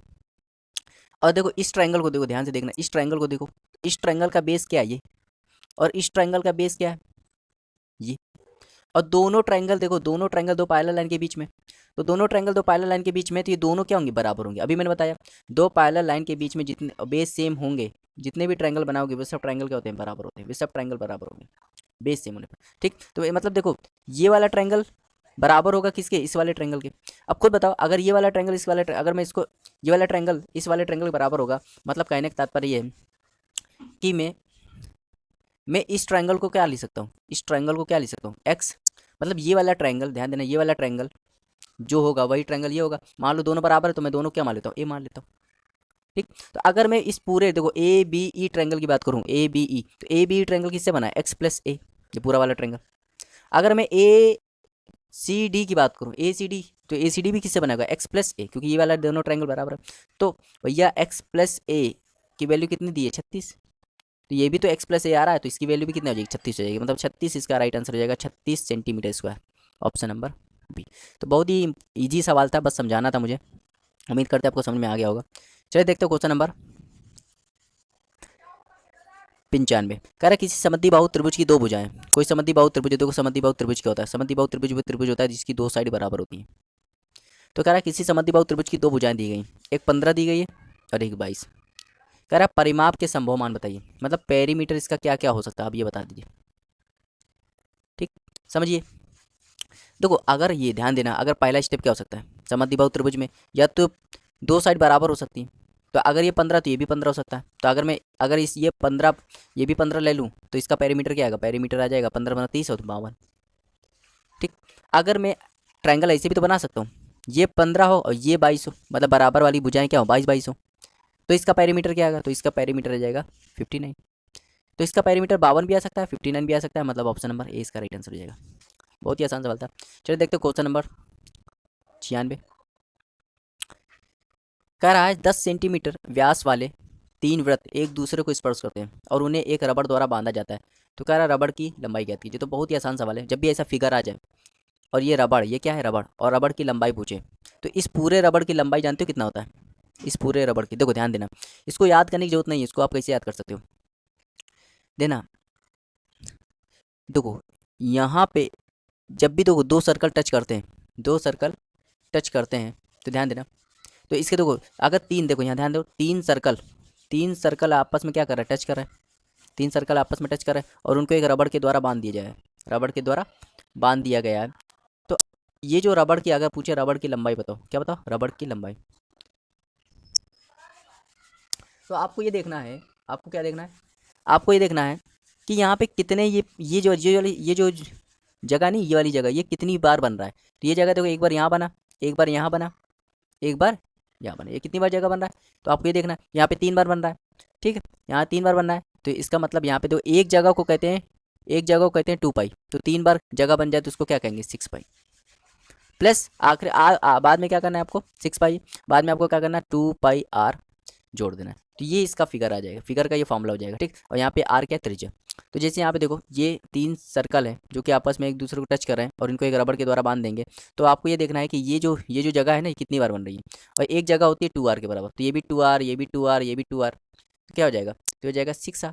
और पूरी पर्दे की लंबाई क्या होती है, 2 पाई r, ठीक है। तो बस आप सॉल्व कर लो। तो 6r है, ये क्या है, 6r। तो ध्यान दो 6r की वैल्यू कितनी है, यहाँ व्यास क्या है, 10 सेंटीमीटर। अगर व्यास 10 सेंटीमीटर है, खुद बताओ, व्यास 10 सेंटीमीटर है, त्रिज्या क्या होगी, त्रिज्या व्यास का आधा होता है, तो त्रिज्या क्या होगी, 5 सेंटीमीटर। त्रिज्या यहाँ 5 आ गई, +2 पाई, आर की वैल्यू क्या है, 5, तो हो जाएगा 30 + 10 पाई। तो 30 + 10 पाई इसका राइट आंसर हो जाएगा ऑप्शन नंबर बी। समझ में आया? बहुत ही आसान सवाल था, इसको आप रट डालिए। ये फॉर्मूला मैंने निकालना सिखा दिया गया है, फिर से मैं बता दे रहा हूँ। यदि 3 सर्कल है, 3 सर्कल आपस में एक दूसरे को टच कर रहे हैं और उनको एक रबड़ द्वारा बांध दिया जा रहा है, तो बस आपको ये देखना है कि ये जो साइड है ना, ये कितनी बार बन रहा है। तो एक साइड की वैल्यू 2 पाई होती है, अगर तो यहाँ पे कितनी बार बन रहा है, 3 बार, तो क्या हो जाएगा, 6 पाई, सॉरी 6r। एक एक साइड की वैल्यू होती है 2r, एक साइड की वैल्यू क्या होती है, 2r। तो 3 बार बन रहा है तो क्या हो जाएगा, 6r। और पूरे पर्दे की लंबाई क्या होती है, 2 पाई r, ये हो जाएगा। चलिए देखते हैं क्वेश्चन नंबर 97। क्वेश्चन 97 कह रहा है 10 सेंटीमीटर भुजा वाले एक समबाहु त्रिभुज ए बी सी, इंपॉर्टेंट सवाल है ये, ठीक समझिएगा। कह रहा है 10 सेंटीमीटर भुजा वाला समबाहु त्रिभुज, मतलब एक समबाहु त्रिभुज है, इसका नाम क्या है, ए बी सी, जो कि 10 सेंटीमीटर, ये भी 10 है, ये भी 10 है और ये भी 10 है। कह रहा है कि भुजा बी सी बिंदु डी और ई पर 3 बराबर भागों में बांटा गया। मतलब भुजा बी सी जो है, भुजा बी सी जो है उसको 3 बराबर भागों में बांटा गया है, ठीक है। तो कैसे बांटा गया है, ए से हमने क्या किया, बी सी पर एक बिंदु ले लिया डी, और ए से क्या कर दिया, एक बिंदु ले लिया ई। तो ये जो तीनों साइड हैं, ये तीनों साइड क्या है, बराबर है, ठीक। मतलब ये बराबर ये और ये बराबर ये। तो कह रहा है ए डी की लंबाई बताओ। तो आपको क्या करना है, ए डी की लंबाई बताना है। बहुत ही आसान सवाल है, ध्यान देना। अब देखो ये क्या है, एक समबाहु त्रिभुज है, क्या है, समबाहु त्रिभुज। तो इसमें कंसेप्ट क्या बनता है समबाहु त्रिभुज में, कि जब समबाहु त्रिभुज में आप ये वाली लाइन खींचोगे ना, तो ये वाली लाइन जो होती है, यही माध्यिका होती है, ठीक। यही शीर्ष होती है, ये शीर्ष लंब होती है, यही ऊंचाई होती है, और यही एंगल बाइसेक्टर। मतलब समबाहु त्रिभुज में ये जो चीज़ होती है, ये वाली जो लाइन होती है, वो सब होती है, माध्यिका भी यही होगी, शीर्षलंब भी यही होगी, ऊंचाई भी यही होगी, सब कुछ यही होगी। अब तो ध्यान देना, अगर मैं बात करूं, अगर मैं यहाँ से इसकी माध्यिका खींच दूँ, क्या कर दूँ, माध्यिका खींच दूँ, जैसे मैंने एक माध्यिका खींच दी, ठीक है। ये माध्यिका खींच दी थी ए डी ई एफ, मान लीजिए ए एफ है, तो ए एफ यहाँ पे क्या माध्यिका है, ठीक। यही क्या होगी, यही ए एफ जो होगी, ये इसके लिए क्या होगी, शीर्षलंब होगी, क्या होगी, शीर्षलंब। शीर्षलंब मतलब, अच्छा ये माध्यिका होगी, खुद बताना, अगर ये माध्यिका होगी, ठीक। तो ये माध्यिका होगी, तो ये क्या करे, माध्यिका क्या काम करती है, साइड को बराबर, सामने वाली साइड को बराबर बराबर भागों में बांटती है। तो ये पूरी 10 है, ये पूरी 10 है, तो ये क्या हो जाएगी, इतनी वैल्यू क्या हो जाएगी, ये 5 हो जाएगी, क्योंकि माध्यिका है ना। और ये भी क्या हो जाएगी, ये भी 5 हो जाएगी। तो मैं यहाँ से बना रहा हूँ एक सही से, ठीक। तो ये मैंने क्या कर दिया, ये ए है, ये बी है और ये क्या है, सी है। तो ये ए एफ क्या माध्यिका है, माध्यिका मतलब ये बराबर बराबर भागों में बांट रही है, मतलब ये भी 5, ये भी 5, ये 10 और ये 10। अब देखो यही क्या है, ये शीर्ष लंब है, तो ये शीर्ष लंब है, तो ये शीर्ष लंब क्या करता है, 90 बनाता है। सामने पे क्या होता है, परपेंडिकुलर होता है। अब 90 बनाता है तो खुद बताओ, ये 10 है, ये 5 है, तो अगर मैं इसकी लंबाई निकालूं, ए एफ की लंबाई निकालूं, तो यहाँ पे पाइथागोरस लगाना पड़ेगा। क्या लगाना पड़ेगा, पाइथागोरस। तो 90 के सामने वाला कौन होता है, तो पाइथागोरस क्या होता है, हाइपोटेनस का स्क्वायर बराबर परपेंडिकुलर का स्क्वायर 20 का स्क्वायर। हाइपोटेनस कितना है 10, तो 10 का स्क्वायर 100 होता है। परपेंडिकुलर निकालना है ए एफ का स्क्वायर प्लस बेस, बेस कितना है 5, 5 का स्क्वायर करोगे 25। तो जब ए एफ का स्क्वायर निकालोगे तो 100 में 25 घटाओ कितना आ जाएगा, 75। तो ए एफ की वैल्यू क्या आ जाएगी, √75, और √75 का मतलब होता है 5√3। मतलब यहाँ पे ए एफ कितना आ गया, 5√3 आ गया। तो ए एफ की वैल्यू कितनी आ गई, 5√3, ठीक। अब ध्यान देना, ये तीनों जो चीज़ें हैं तीनों साइड बराबर हैं, ठीक है। ये तीनों साइड क्या बराबर है, देखो ये ए डी बर, यहाँ पे देखो बी डी बराबर, जो बी डी है ना वही डी ई है, वही क्या है, ई सी है। मतलब ये तीनों बराबर है। अगर मैं तीनों को क्या मान लूँ भाई, तीनों बराबर है, अगर तीनों को मैं एक्स मान लूँ, तीनों को क्या मान लूँ, एक्स मान लूँ, तो ये भी एक्स होगी और ये भी एक्स होगी, और 3x की वैल्यू क्या आ जाएगी 10। तो एक्स की वैल्यू क्या आ जाएगी 10/3। तो देखो अब मुझे क्या करना है, मुझे एक ट्रायंगल मिल गया, क्या मिल गया, एक ट्रायंगल मिल गया, ठीक। जिसमें से ये ए है, ये डी है और ये क्या है, एफ है। एफ क्या है 90 है, एफ क्या है 90। आप खुद बताओ ए एफ की वैल्यू कितनी आएगी, 5√3। ए एफ की वैल्यू कितनी आएगी 5√3। अब बस मुझे डी एफ बन जाए, डी एफ पता चल जाए तो मुझे ये वाली वैल्यू पता चल जाएगी। अब डी एफ कैसे निकालूंगे, ध्यान देना, डी एफ कैसे निकालेंगे। देखो ये पूरी चीज़ कितनी है, ये पूरी ए एफ, अगर मैं बी से लेके एफ तक की दूरी देखूँ, बी से लेके एफ तक की दूरी देखूँ, बी एफ, तो बी एफ की दूरी देखूँ तो कितना आ रहा है 5 सेंटीमीटर भाई, क्योंकि भाई ए एफ क्या है, ए एफ माध्यिका है, माध्यिका क्या करती है, बराबर बराबर भागती है। तो मतलब देखो ये पूरी वैल्यू, बी एफ की वैल्यू पूरी कितनी है, तो कहोगे 5 सेंटीमीटर। अब मैं इसकी वैल्यू देखो, इसको देखो, इसको, तो ये वैल्यू अगर मुझे देखो पूरी वैल्यू ये इतनी है, इसमें से अगर देखो ये पूरी, यहाँ से एफ बी की देखो ये पूरी वैल्यू कितनी है, कहोगे 5 है। पूरी बी एफ कितनी है 5 है। अब बी डी की वैल्यू अगर मैं देखो, पूरी बी एफ में से यदि मैं बी डी की वैल्यू, ये बी डी है, ये बी डी है, तो यदि मैं बी एफ में बी डी घटा दूँ, बी एफ में बी डी घटा दूँ, बी एफ में बी डी घटा दूँ तो क्या आ जाएगा, डी एफ आ जाएगा। तो डी एफ कैसे निकालेंगे, डी एफ कैसे निकालेंगे, डी एफ निकालने का तरीका क्या, पूरे में से, पूरा में से अगर मैं इतना घटा दूँ, पूरे में से अगर मैं इतना घटा दूँ तो ये वैल्यू आ जाएगी कि नहीं आ जाएगी। पूरा कितना है तो कहोगे 5। और यहाँ पे देखो बी डी कितना है, बी डी एक्स है, एक्स की वैल्यू कितनी है, एक्स की वैल्यू कितनी है 10/3। तो सॉल्व करोगे कितना आ जाएगा, यहाँ पे 15, 15 में 10 गया 5/3। तो देखो ये 5√3 है, 5/3 है, तो ये वैल्यू नहीं निकल जाएगी भाई। ये राइट एंगल ट्रायंगल है, right angle triangle, right angle triangle में ये क्या है, कण है, हाइपोटेनस है, ये क्या है परपेंडिकुलर, और ये क्या है बेस है। तो बस लगा दो, हाइपोटेनस का square is equal to perpendicular square upon plus B B H square. तो एच निकालना है, तो एच यहाँ पी कितना है, तो 5√3 का होल स्क्वायर, और ये हो जाएगा 5/3 का होल स्क्वायर। तो हो जाएगा 25 से 75, और ये हो जाएगा 25/9। तो जब सॉल्व करोगे तो क्या आ जाएगा, सॉल्व करोगे 25 कॉमन ले लोगे तो क्या आ जाएगा, ये 3 + 1/9। सॉल्व करोगे तो 27, 28, तो 25 गुणे 28/√3। तो ये एच स्क्वायर की वैल्यू, एच स्क्वायर की वैल्यू कितनी आ गई, 25 गुणे 28/9। तो 25 से क्या बाहर आ गया 5, 28 सॉल्व करोगे तो 28 √28 को क्या लिख सकते हैं, 28 से क्या बाहर जाएगा 4√7/9। तो हो जाएगा 20√7/3। 9 से क्या बच जाएगा 3 आ जाएगा। तो 20√7/3 इसका राइट आंसर हो जाएगा। 20 कहाँ पे है, अच्छा यहाँ पे 28 से क्या बार आएगा 2√7 आएगा, 2√7 यहाँ पे क्या आ जाएगा 10। तो 10√7/3 इसका राइट आंसर हो जाएगा ऑप्शन नंबर सी। तो बहुत ही आसान सवाल था, यहाँ पे थोड़ा कैलकुलेशन है।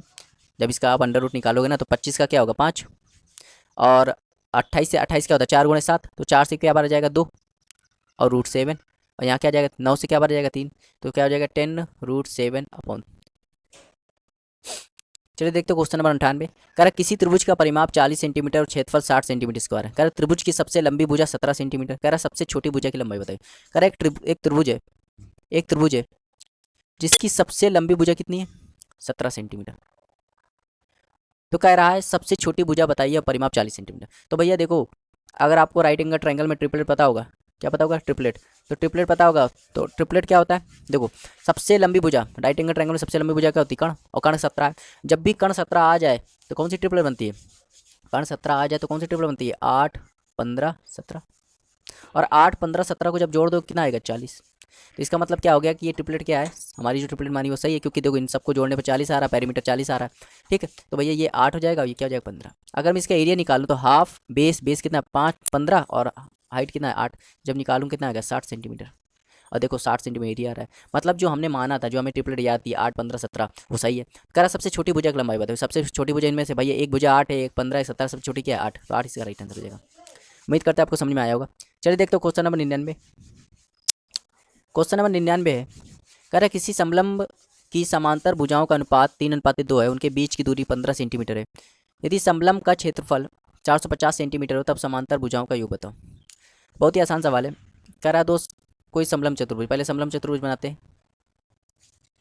ठीक, तो ये समलंब चतुर्भुज है।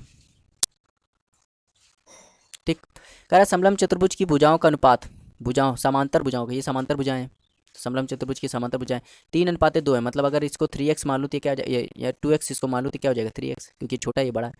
और उनके बीच की दूरी क्या होती है, बीच की दूरी हाइट होती है, क्या होती है हाइट, ये 15 सेंटीमीटर। कह रहा समलंब चतुर्भुज का क्षेत्रफल 450 है, तो कह रहा समांतर भुजाओं का योग बताओ। बहुत ही आसान सवाल है। देखो एरिया ऑफ ट्रेपेजियम, तो भैया ट्रेपेजियम के एरिया का फॉर्मूला क्या होता है, half into sum of parallel sides, sum of parallel sides into height. ठीक, तो देखो half sum of parallel side का सम कितना है, तो 2x और 3x कितना हो जाएगा 5x, और हाइट कितना है 15, और ये क्षेत्रफल एरिया ऑफ ट्रेपेजियम, एरिया कितना दिया 450, बस सॉल्व कर लो। तो भैया देखो 15 से काटोगे क्या हो जाएगा 30, 5 से काटोगे कितना आएगा 6, तो x की वैल्यू क्या आ गई 12।